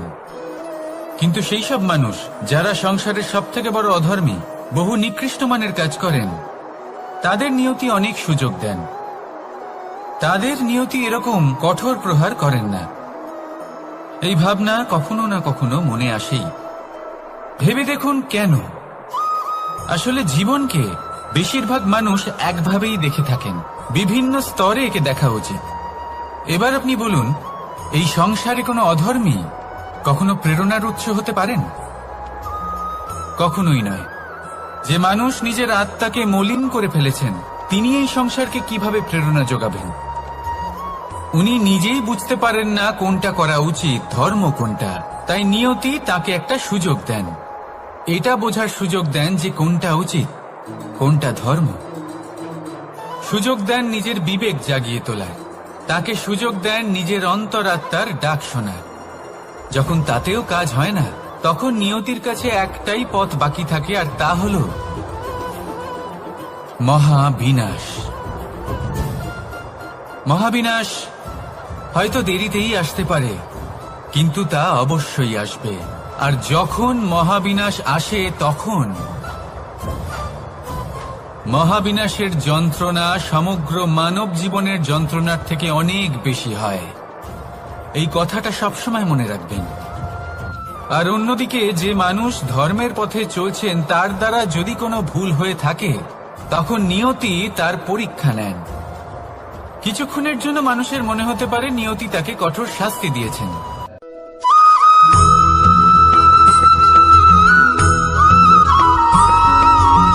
এই সংসারে কখনো কোনো ব্যক্তিকে তার বাইরের পোশাক দেখে বিচার করার চেষ্টা করবেন না, এটা খুব বড় ভুল করবেন। যেমন আমরা জীবনে অনেক সময় এমন করি, ধরুন কোথাও একটা গাছ দেখলাম, খুব বিশাল আকারের একটা গাছ, যেটা মাটির থেকে অনেক উঁচুতে পৌঁছে গেছে, যার বিশাল শাখা আছে। সেগুলো দেখে আমরা ভাবি যে এই গাছে হয়তো কত সুস্বাদু ফল আছে, আমরা সেই গাছের পরিচর্যা করতে থাকি। আবার অন্যদিকে হলো একটি তৃণ, যেটা মাটি থেকে কিছুটা উঁচুতে পৌঁছেছে, কিন্তু সেই তৃণর নিচে, মাটির নিচে অত্যন্ত সুস্বাদু ফল বা সবজি জন্ম নেয়, যা আমাদের স্বাস্থ্যের পক্ষে অত্যন্ত উপকারী। সেই জন্য কখনো আবরণ দেখে কাউকে বিচার করতে চেষ্টা করবেন না। তার বদলে এটা বোঝার চেষ্টা করুন যে আপনার সামনে যে ব্যক্তি আছে বা বস্তু আছে, তার বিশেষত্ব কি। যদি এই বিশেষত্ব বোঝার ক্ষমতা আপনি অর্জন করেন, যদি এই শিল্প আপনি নিজের ভেতরে জাগ্রত করেন, তাহলে এই সংসারে বিশেষত্ব কি সেটা আপনি জানতে পারবেন। আর এই সমস্ত খেলা দৃষ্টি থেকে নয়, দৃষ্টিভঙ্গি থেকে জন্ম নেয়। দৃষ্টিভঙ্গি সবসময় শুভ রাখুন আর আমার সাথে ভালোবেসে বলুন, রাধা রাধা।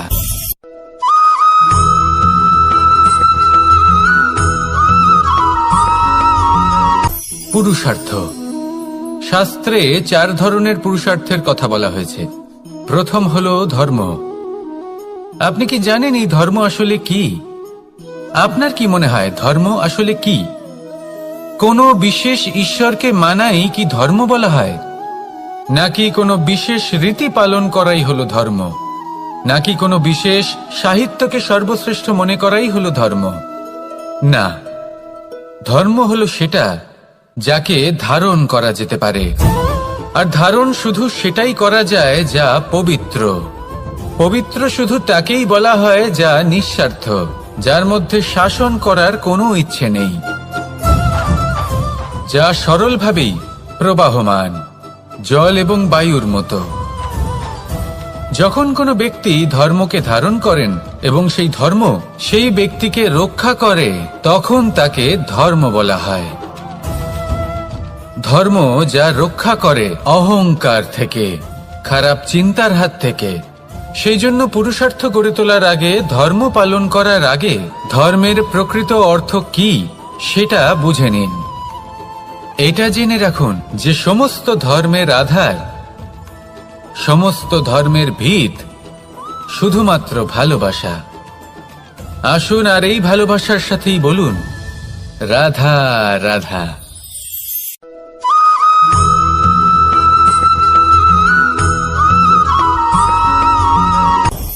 আপনি কখনো পর্বতের শিখরে উঠেছেন? আপনি দেখতে পাবেন পর্বতের পদতলে প্রচুর সুন্দর ফুল রয়েছে, সবুজ বনানী রয়েছে। যত আপনি ওপরে উঠতে থাকবেন তত ফুল কমতে থাকবে, সবুজ বনানী কমতে থাকবে। আরো কিছুটা ওপরে উঠলে কাঁটা জাতীয় গাছ দেখতে পাবেন, শুকনো গাছ দেখতে পাবেন। আরো যদি ওপরে ওঠেন তাহলে পাষাণ দেখতে পাবেন। আরো ওপরে উঠলে হিমখণ্ড দেখতে পাবেন। এই যে পর্বত, তা মনুষ্য জীবনের সবথেকে উত্তম উদাহরণ। মানুষ যখন সাফল্যের শিখরে পৌঁছতে চান, মহানুভবতার শিখরে পৌঁছতে চান, পথে যত আস্তে আস্তে উপরে উঠতে থাকেন, ততই ভৌতিক বস্তু তার থেকে বিচ্ছিন্ন হতে থাকে। যদি তিনি সেই ভৌতিক বস্তুগুলি ত্যাগ না করতে পারেন, তাহলে কখনোই সেই স্থানে পৌঁছতে পারবেন না। আর মানুষ যদি উচিত ত্যাগ করতে পারেন, পথে অগ্রসর হতে থাকেন, এগোতে থাকেন, তাহলে একদিন না একদিন তিনি মহানুভবতার, জ্ঞানের, সাফল্যের হিমের স্বাদ অবশ্যই লাভ করবেন। মনে রাখবেন, মানব জীবনে ত্যাগ হলো অত্যন্ত গুরুত্বপূর্ণ অংশ। আসুন আমার সাথে ভালোবেসে বলুন, রাধা রাধা।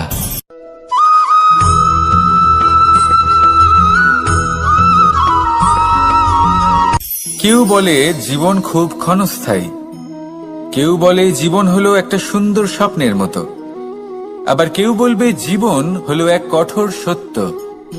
কিন্তু জীবন আসলে কি? জীবন হলো আপনারই প্রতিবিম্ব, একটা দর্পণ। অর্থাৎ আপনি জীবনকে সেইভাবেই পাবেন যেরকম আপনি নিজেকে প্রতিপন্ন করবেন।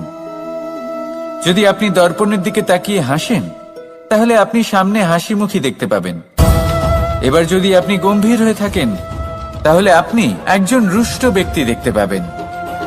শেষে সবথেকে বেশি গুরুত্বপূর্ণ হলো আপনার চেষ্টা। আপনাকে সবসময় চেষ্টা করতে হবে যাতে আপনি নিজেকে প্রসন্ন এবং ইতিবাচক মনোভাবে রাখেন।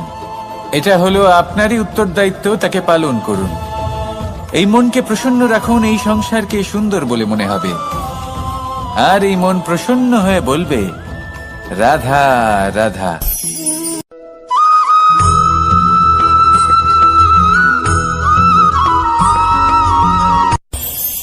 এই সংসারে আমরা প্রকাশ কোথা থেকে পাই? এর উত্তর বড়ই সরল। ভোরে যখন সূর্যোদয় হয়, তখন প্রকাশের কিরণ আমাদের ঘরে এসে পৌঁছয়। এইভাবেই আমরা প্রকাশ লাভ করি। এবার এই প্রকাশের আলোতেই আমরা সারাদিনের কাজ সম্পন্ন করি। সন্ধে হয়ে যায়, সূর্যাস্তও হয়ে যায়। আর আমাদের ঘর যাতে অন্ধকার না হয়, তার জন্য আমরা একটা প্রদীপ প্রজ্বলিত করি। এটাই ঘটে আমাদের জীবনেও। এবার প্রবাহমান আয়ুর সাথে আমরা আমাদের অন্তরে যদি একটা প্রদীপ প্রজ্বলিত করে নিই, তাহলে বিষয়টাই অন্যরকম হবে।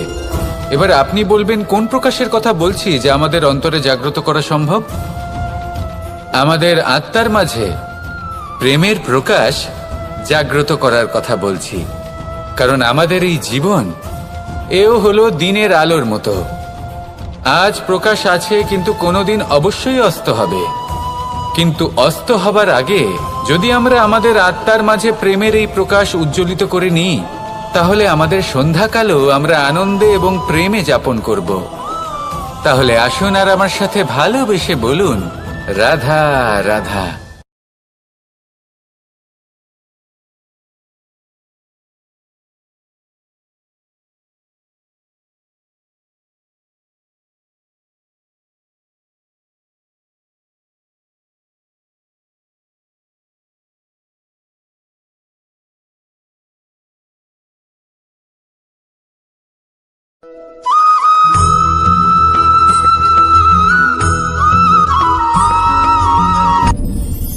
আপনি কি কখনো কোনো জলের ধারা দেখেছেন?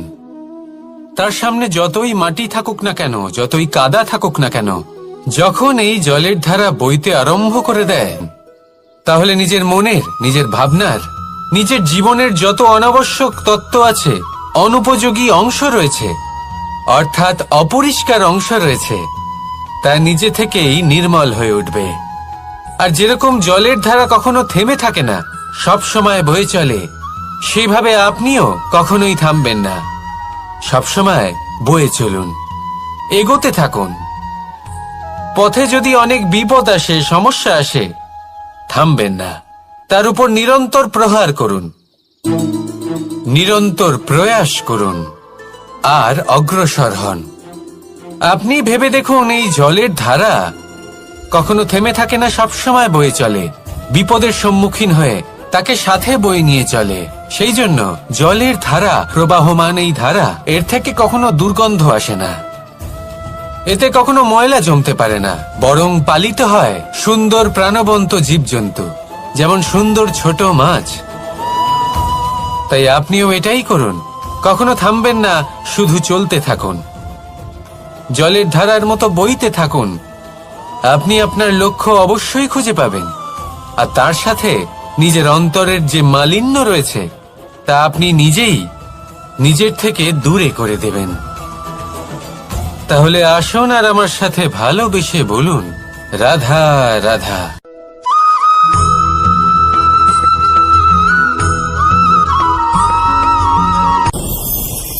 ভয়ের সাথে আমরা সবাই পরিচিত, কষ্টও আমরা সবাই পেয়েছি। কখনো কখনো আমরা অসুস্থ হয়ে পড়ি, আর এমন সময় হলে মাতার মমতা, কখনো বাবার স্নেহ, কখনো বন্ধুদের পাশে থাকার অনুভূতি আমাদের রোগ নিরাময়ে সাহায্য করে।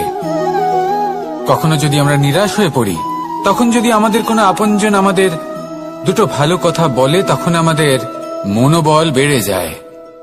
ঠিক তেমন সংসারের এই রঙ্গমঞ্চে যদি আপনি পীড়িত অনুভব করেন, কিছু শুভ কথা আলোচনা করুন, কিছু স্তুতি গান করুন, কিছু মুহূর্তের জন্য হলেও নিজের ইষ্টদেবের কথা স্মরণ করুন আর প্রার্থনা করুন। সাহস বাড়বে, শক্তিও বৃদ্ধি পাবে এবং সামনে এগিয়ে চলার পথও দেখতে পাবেন। তখন এই মন প্রসন্ন হয়ে বলবে, রাধা রাধা।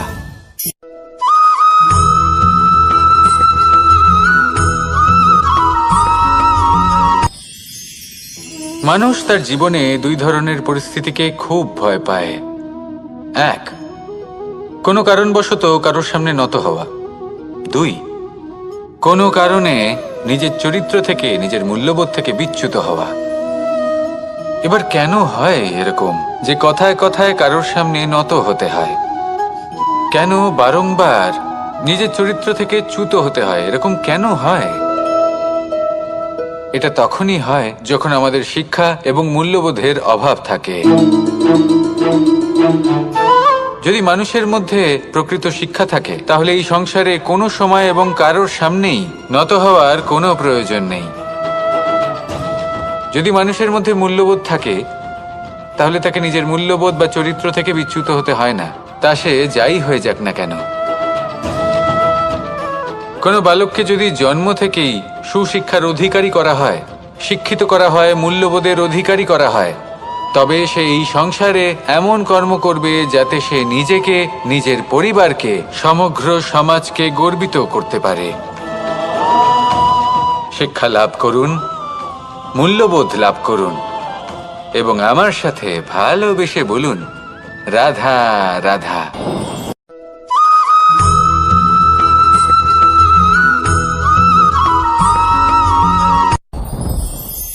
সাথী। সাথী এই শব্দটির ব্যাখ্যা কে কিভাবে করে? মিত্র, সখা, বন্ধু। কিন্তু অর্থ একটাই, তিনি যিনি আপনার সঙ্গী হন আর তিনি যার সাথী আপনি হন। এবার সব থেকে বড় প্রশ্ন হলো এটাই যে তিনি কে হতে পারেন যাকে আপনি আপনার সাথী বলে মেনে নিতে পারেন, নিজের সখা, নিজের মিত্র, নিজের বন্ধু মেনে নিতে পারেন। আপনার সাথী হলেন তিনি যিনি দুঃখের সময় আপনার পাশে থাকবেন, আপনার হাত ধরে থাকবেন। আপনার সাথী হলেন তিনি যার হাত আপনি নিজের সুখের দিনে ধরে থাকবেন। সেই সাথীরই হাত ধরুন যিনি দুঃখে সবসময় আপনাকে সাহায্য করার জন্য তৎপর হয়ে থাকেন, আপনার পাশে থাকেন, আর যাকে সুখের দিনে আপনি আপনার সাথে রাখতে পারেন। আর যখন আপনার সাথে আপনার এই সাথী থাকবে তখন আপনি এটা বুঝবেন যে যখন জীবনে দুঃখ আসে তখন এই দুঃখ কমে যায়, সবার মধ্যে ভাগ হয়ে যায়। আর যদি তখন সুখ আসে তাহলে সেটা সবার উপস্থিতিতে আরো বেড়ে যায়। এটাই হলো প্রেম, এটাই হলো ভালোবাসা, এটাই হলো সঙ্গ। যেমন সম্পর্ক আমার আর রাধার মাঝে। তাহলে আসুন আর আমার সাথে ভালোবেসে বলুন, রাধা রাধা।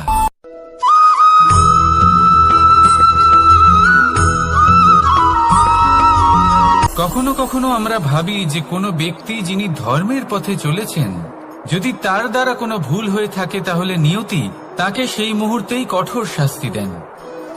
কিন্তু সেই সব মানুষ যারা সংসারের সবথেকে বড় অধর্মী, বহু নিকৃষ্ট মানের কাজ করেন, তাদের নিয়তি অনেক সুযোগ দেন। তাদের নিয়তি এরকম কঠোর প্রহার করেন না।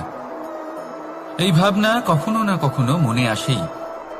ভেবে দেখুন কেন? আসলে জীবনকে বেশিরভাগ মানুষ একভাবেই দেখে থাকেন, বিভিন্ন স্তরে একে দেখা উচিত। এবার আপনি বলুন, এই সংসারে কোনো অধর্মী কখনো প্রেরণার উৎস হতে পারেন? কখনোই নয়। যে মানুষ নিজের আত্মাকে মলিন করে ফেলেছেন তিনি এই সংসারকে কিভাবে প্রেরণা যোগাবেন? উনি নিজেই বুঝতে পারেন না কোনটা করা উচিত, ধর্ম কোনটা। তাই নিয়তি তাকে একটা সুযোগ দেন, এটা বোঝার সুযোগ দেন যে কোনটা উচিত, কোনটা ধর্ম। সুযোগ দেন নিজের বিবেক জাগিয়ে তোলার, তাকে সুযোগ দেন নিজের অন্তরাত্মার ডাক শোনার। যখন তাতেও কাজ হয় না তখন নিয়তির কাছে একটাই পথ বাকি থাকে, আর তা হল মহাবিনাশ। মহাবিনাশ হয়তো দেরিতেই আসতে পারে, কিন্তু তা অবশ্যই আসবে। আর যখন মহাবিনাশ আসে তখন মহাবিনাশের যন্ত্রণা সমগ্র মানব জীবনের যন্ত্রণার থেকে অনেক বেশি হয়। এই কথাটা সবসময় মনে রাখবেন। আর অন্যদিকে যে মানুষ ধর্মের পথে চলছেন তার দ্বারা যদি কোনো ভুল হয়ে থাকে তখন নিয়তি তার পরীক্ষা নেন। কিছুক্ষণের জন্য মানুষের মনে হতে পারে নিয়তি তাকে কঠোর শাস্তি দিয়েছেন।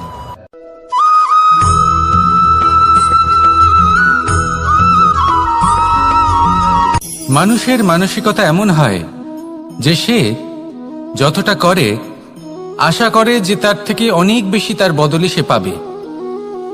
দেখুন, সবকিছুই আপনার ভাবনা চিন্তার উপর নির্ভর করছে। আপনি যদি ফলের বিষয়ে ভেবে কর্ম করতে থাকেন তাহলে সেটা অনুচিত। জীবনের আসল আনন্দ হলো নিজের কর্ম করতে থাকা, ফলের চিন্তা করা উচিত নয়। যদি আপনি এরকম ভাবেন যে আমি এতটা করছি, আমার এতটা পাওয়া উচিত, সেই ভাবনা অনুচিত। যদি আপনি সেবার মানসিকতা নিয়ে কর্ম করতে থাকেন, কর্মচক্রে প্রবাহিত হন, যদি আপনি এমন ভাবনা রাখেন যে আমি এতটা পাচ্ছি তাই এর থেকে অনেক বেশি আমি কর্ম করব, তাহলে নিশ্চিত রূপে আপনি যতটা করছেন তার থেকে অনেক বেশি আপনি পাবেন, আপনার আশার থেকে অনেক বেশি আপনি পাবেন। শুধু জীবনে অনেক বেশি কাজ করতে থাকুন, ফলের চিন্তা করবেন না। আর মনে রাখবেন, এই ভাবনাই সব থেকে বড় বীজ। কর্মের উপর বিশ্বাস রাখুন, জীবনে যা যা আপনি চান সবই সুখময় হবে। আসুন আর আমার সাথে ভালোবেসে বলুন, রাধা রাধা।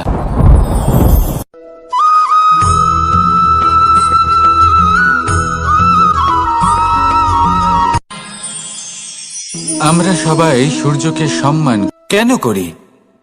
কারণ আমরা জানি যে সন্ধেবেলা যখন সূর্যাস্ত হবে তখন শুধুমাত্র অন্ধকার বাকি থাকবে।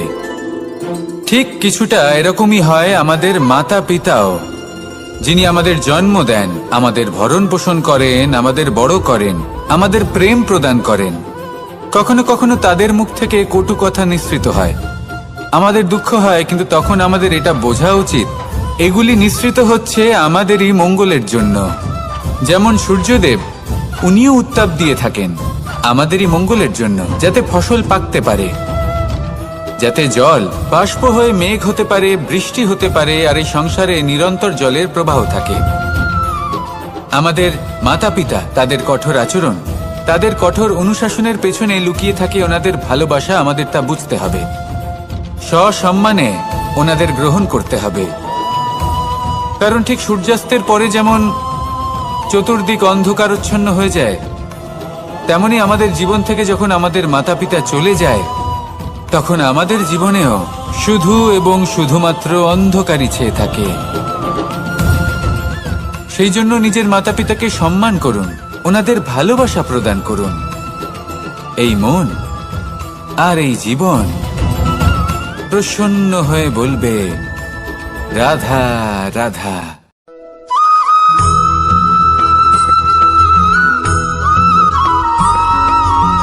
এই সংসারে কখনো কোনো ব্যক্তিকে তার বাইরের পোশাক দেখে বিচার করার চেষ্টা করবেন না, এটা খুব বড় ভুল করবেন। যেমন আমরা জীবনে অনেক সময় এমন করি, ধরুন কোথাও একটা গাছ দেখলাম, খুব বিশাল আকারের একটা গাছ, যেটা মাটির থেকে অনেক উঁচুতে পৌঁছে গেছে, যার বিশাল শাখা আছে। সেগুলো দেখে আমরা ভাবি যে এই গাছে হয়তো কত সুস্বাদু ফল আছে, আমরা সেই গাছের পরিচর্যা করতে থাকি। আবার অন্যদিকে হলো একটি তৃণ, যেটা মাটি থেকে কিছুটা উঁচুতে পৌঁছেছে, কিন্তু সেই তৃণর নিচে, মাটির নিচে অত্যন্ত সুস্বাদু ফল বা সবজি জন্ম নেয়, যা আমাদের স্বাস্থ্যের পক্ষে অত্যন্ত উপকারী। সেই জন্য কখনো আবরণ দেখে কাউকে বিচার করতে চেষ্টা করবেন না, তার বদলে এটা বোঝার চেষ্টা করুন যে আপনার সামনে যে ব্যক্তি আছে বা বস্তু আছে তার বিশেষত্ব কি। যদি এই বিশেষত্ব বোঝার ক্ষমতা আপনি অর্জন করেন, যদি এই শিল্প আপনি নিজের ভেতরে জাগ্রত করেন, তাহলে এই সংসারে বিশেষত্ব কি সেটা আপনি জানতে পারবেন। আর এই সমস্ত খেলা দৃষ্টি থেকে নয়, দৃষ্টিভঙ্গি থেকে জন্ম নেয়। দৃষ্টিভঙ্গি সবসময় শুভ রাখুন আর আমার সাথে ভালোবেসে বলুন, রাধা রাধা।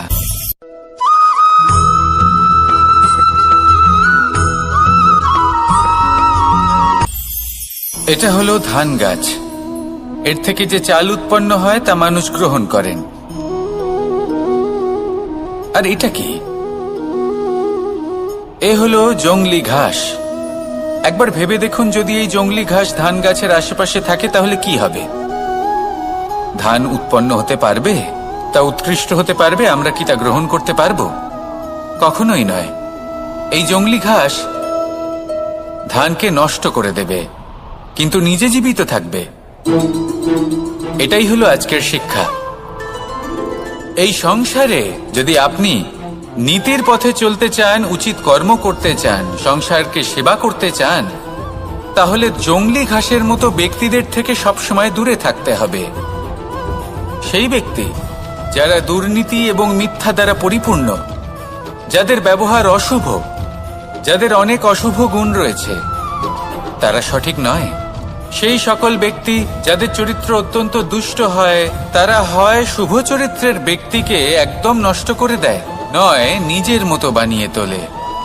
তাই যদি আপনি নীতির পথে চলতে চান, এই সংসারের জন্য শুভ কর্ম করতে চান, তাহলে সেই সঙ্গ লাভ করুন যে সঙ্গ জ্ঞানে পরিপূর্ণ, যাদের মধ্যে অনেক গুণ আছে, যাদের থেকে প্রতিদিন কিছু শিখতে পারবেন। এমন ব্যক্তির সাথে জীবন অতিবাহিত করুন। দুরাচারীদের থেকে দূরে থাকুন। তবেই এই মন প্রসন্ন হয়ে বলবে, রাধা রাধা।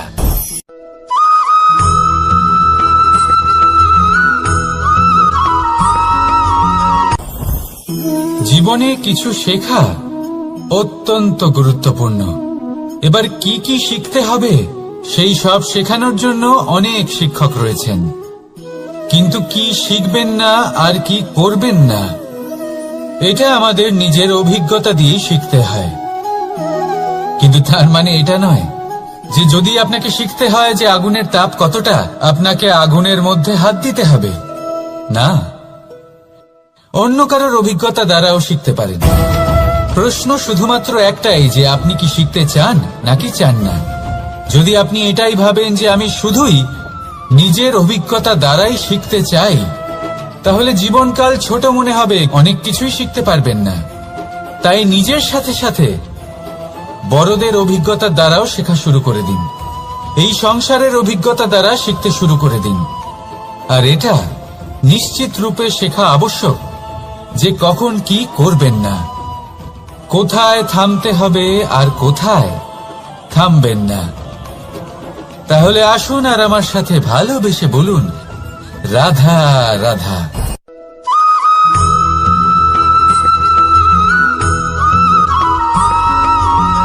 এই সংসারে সবথেকে বেশি কোমল বস্তু হলো রেশম।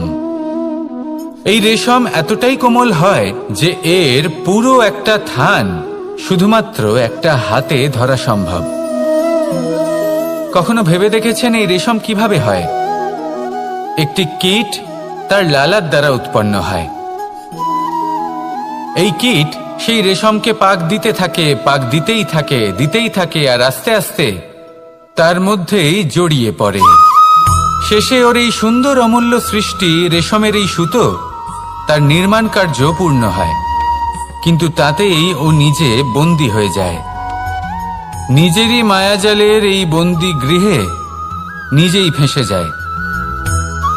এবার এই সুতোকে ব্যবহারযোগ্য করে তোলার জন্য এই কীটগুলিকে এই কবচের সাথেই ফুটন্ত জলে ফেলে দেওয়া হয়। এই সংসারে যদি আমাদের স্বপ্ন এই সংসারের দুঃখ হরণ করার জন্য, এই সংসারে সুখ বিতরণ করার জন্য হয়, তবেই আমাদের প্রগতি সম্ভব। যদি আমাদের এই স্বপ্ন শুধুই আমাদের এবং আমাদের স্বার্থ সিদ্ধির জন্য হয়, তাহলে এই স্বপ্ন আমাদের অন্ধ করে দেবে, আমাদের অন্ধকারের পথে নিয়ে যাবে, আর আমরাও সেই কীটের মতো হয়ে যাব। নিজেদেরই মায়াজালে আমরা নিজেই ফেঁসে যাব, আর শেষে আমরা যদি কিছু লাভ করি তা হবে একাকিত্ব, অন্ধকারময় মৃত্যু। তাই স্বপ্ন অবশ্যই দেখুন, কিন্তু এমন ভাবে স্বপ্ন দেখবেন না যে তার এই বন্দিগৃহে আপনি নিজেই ফেঁসে গেলেন। স্বপ্ন দেখুন পরোপকারে।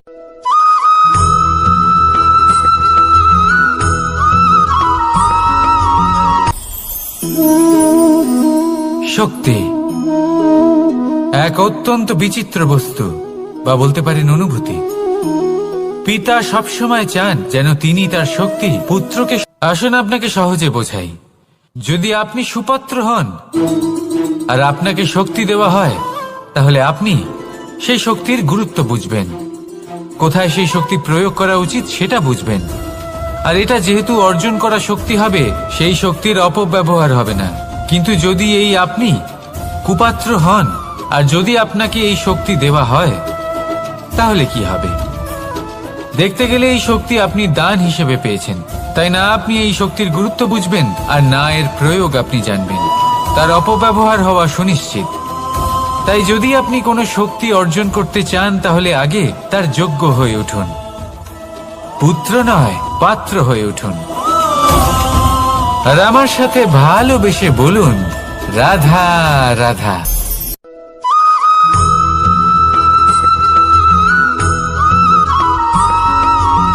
এই সংসারে প্রত্যেক মানুষ এটাই চান যে তিনি যেন ধনবান হন, আর্থিক অবস্থা তার ভালো থাকে, ওনার বাড়িতে লক্ষ্মীর আগমন হয়। কিন্তু সেটা হবে কি করে, সেটাই হলো প্রশ্ন। কেউ বলেন যে যদি পরিশ্রম করো তাহলে ধন অর্জন সম্ভব, কেউ বলেন যে যদি বিদ্যা লাভ হয় তবেই ধন অর্জন সম্ভব, কেউ বলেন যে যদি বলশালী হও তবেই সম্পন্ন থাকবে। ভালো কথা, যদি তাই হয়ে থাকে, তবে দিনমজুর সারা দিন পরিশ্রম করেন, তিনি কেন ধনী হন না? অনেকজন বিদ্বান মানুষ আছেন এই সংসারে, তারা কেন ধনবান হন না? অনেক সংখ্যক বলশালী ব্যক্তি আছেন, তাদের কাছে ধন নেই কেন? তাদের কেন ধনের অভাব হয়? আবার এমনও কিছু মানুষ আছেন যারা পরিশ্রম করেন, তারা দিনমজুর, কিন্তু তারা ধন অর্জন করতে পারেন। কিছু বিদ্বান ব্যক্তি আছেন যাদের কাছে অধিক মাত্রায় ধন রয়েছে, কয়েকজন বলশালী ব্যক্তি রয়েছেন যাদের কাছে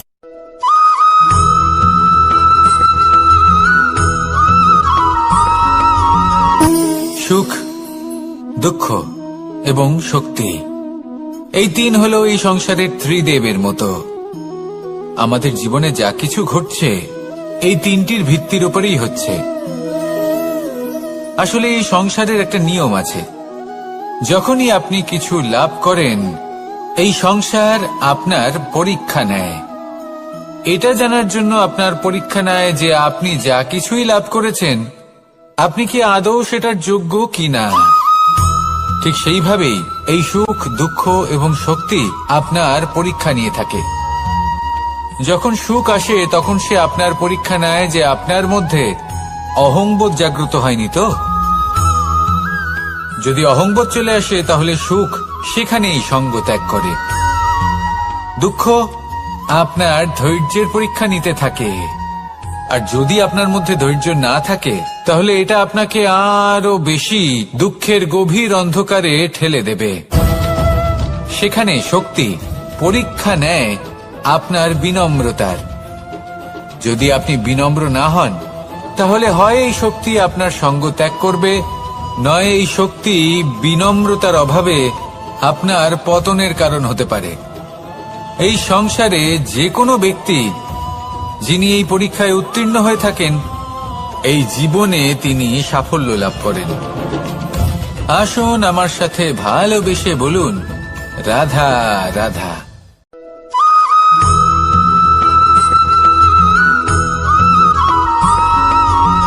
পঞ্চতত্ত্বের মধ্যে দ্বিতীয় তত্ত্ব হল ধরণী, ভূমি, যাকে আমরা ধরণী মাতা বলি।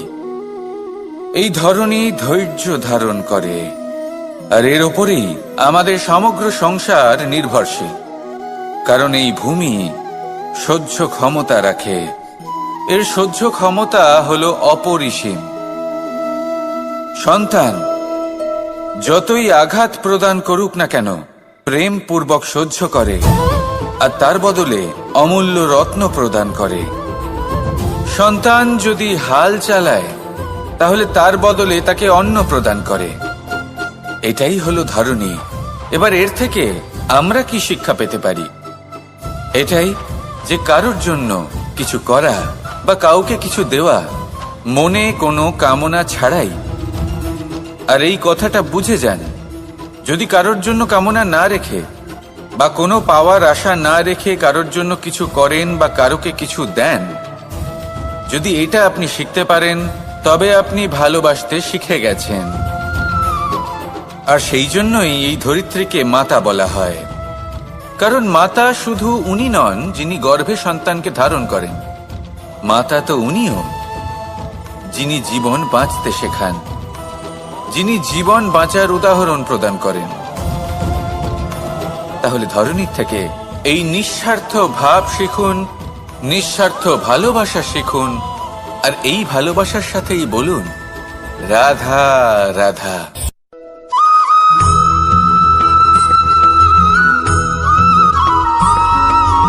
মানুষ জন্মগ্রহণ করে, তার সাথে ভয়েরও জন্ম হয়।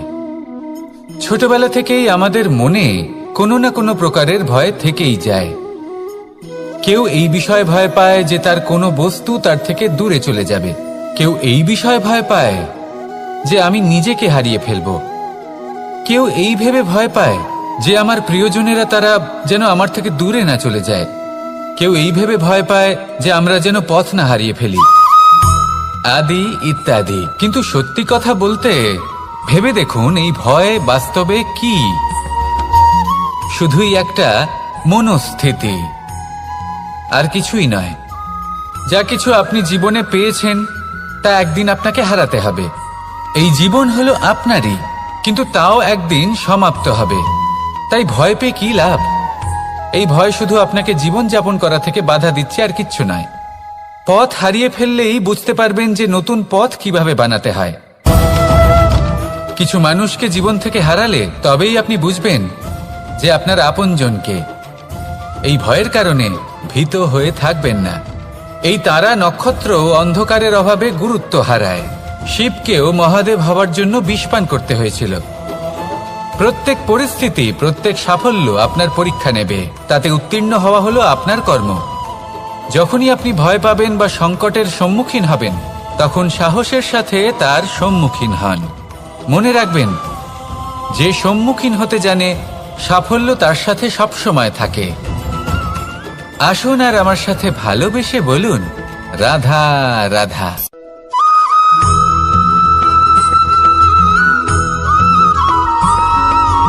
জীবনে অগ্রসর হওয়ার জন্য আমাদের কাকে প্রয়োজন হয়? মাতা পিতা, বন্ধু, প্রেম, সাহায্য, অর্থ, পরিশ্রম, আশা। ভিন্ন ভিন্ন মানুষ ভিন্ন ভিন্ন বিকল্প চয়ন করে। যদি আমি আপনাকে বলি, তাহলে জয় আর পরাজয়ের মন্ত্র দুটো শব্দের উপর নির্ভর করে, মেনে নেওয়া আর দৃঢ় হওয়া। যদি মেনে নেন তাহলে হেরে যাবেন, যদি দৃঢ় হন তাহলে নিশ্চিত রূপে জয়ী হবেন। যদি কখনো আপনি ক্লান্ত হয়ে ওঠেন, আপনি দুঃখী হন, পুরোপুরি ভেঙে পড়েছেন, তখন মেনে নেবেন না যে আপনি ভেঙে পড়েছেন, নয়তো হেরে যাবেন। তখন উল্টে স্থির করবেন যে যাই হয়ে যাক না কেন, আমি জয়ী হবই।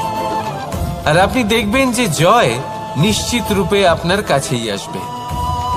তাহলে এই কথা মনে রাখবেন আর আমার সাথে ভালোবেসে বলবেন, রাধা রাধা।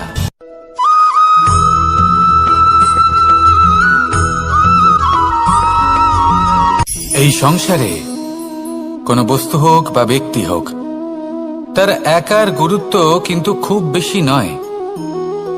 একটা উদাহরণ হিসেবে বৃষ্টির ফোঁটাকে ভেবে দেখুন। যদি একটি বৃষ্টির ফোঁটা হয় তাহলে তার খুব বেশি গুরুত্ব থাকে না, কিন্তু যখন সহস্র বৃষ্টির ফোঁটা মেঘের মধ্যে দিয়ে ঝরে পড়ে, তখন সেটা বর্ষার রূপ ধারণ করে। সেই বর্ষা যা এই প্রকৃতিকে শান্ত করে। সেইভাবেই পাথরের ছোট টুকরো, তার খুব বেশি গুরুত্ব থাকে না, কিন্তু যখন অসংখ্য পাথরের টুকরো একত্রিত হয় তখন তা পর্বতের আকার ধারণ করে। সেইভাবেই কিছু মানুষ যখন একত্রিত হন তখন তৈরি হয় পরিবার, কিছু পরিবার যখন একত্রিত হয় তখন তৈরি হয় সমাজ, যখন অনেক সংখ্যক সমাজ একত্রিত হয় তখন তৈরি হয় রাজ্য। এবার এই রাজ্যের সবথেকে গুরুত্বপূর্ণ ব্যক্তি হতে পারেন রাজা, কিন্তু তাও সেই রাজা একা কিছু করতে পারেন না। যুদ্ধ লড়ার সময় তারও নিজের সৈন্যদলকে প্রয়োজন পড়ে। কিন্তু এই সংসারে এমন একজন ব্যক্তি আছেন যিনি একাই সব কাজ করতে থাকেন, এবং সেই ব্যক্তি হলেন মা। আমাদের জীবনে একজন পিতার ভূমিকা কিন্তু নিঃসন্দেহে অমূল্য, কিন্তু আমাদের সকলের জীবনে যে ভূমিকা একজন মায়ের তা অন্য কারোর থাকে না। একজন মা একাই সন্তানকে বড় করতে পারেন, সংস্কারী করে তুলতে পারেন, তার জন্য পরিশ্রম করেন। আর এত কিছু কাজ করার পরেও তার কাজের জন্য তিনি প্রশংসা অবশ্য পান না। উল্টে যদি সেই সন্তান অনুচিত পথে চালিত হয়, অনুচিত কর্ম করে, তখন সেই মাকেই অপবাদের পাত্র হয়ে উঠতে হয়। আমাদের জীবনে মায়ের যোগদান কতটা সেটা বুঝুন। আপনাকে বড় করে তোলার জন্য উনি কতটা পরিশ্রম করেছেন সেটা বুঝুন। আজ থেকে, এখন থেকে, এই মুহূর্ত থেকে মাকে সম্মান করতে শিখুন। যখন সময় পাবেন, যখন সুযোগ হবে, তখন তার প্রশংসা করুন, ওনারও ভালো লাগবে। আর মায়ের এই মমতার জন্য, তার এই ভূমিকার জন্য আসুন সবাই মিলে আমরা তাকে প্রণাম করি, আর সকলে মিলে ভালোবেসে বলি। আমাদের চ্যানেলের ভিডিওগুলি যদি আপনাদের ভালো লেগে থাকে তাহলে অবশ্যই চ্যানেলটিতে লাইক, কমেন্ট এবং সাবস্ক্রাইব করতে ভুলবেন না। ধন্যবাদ।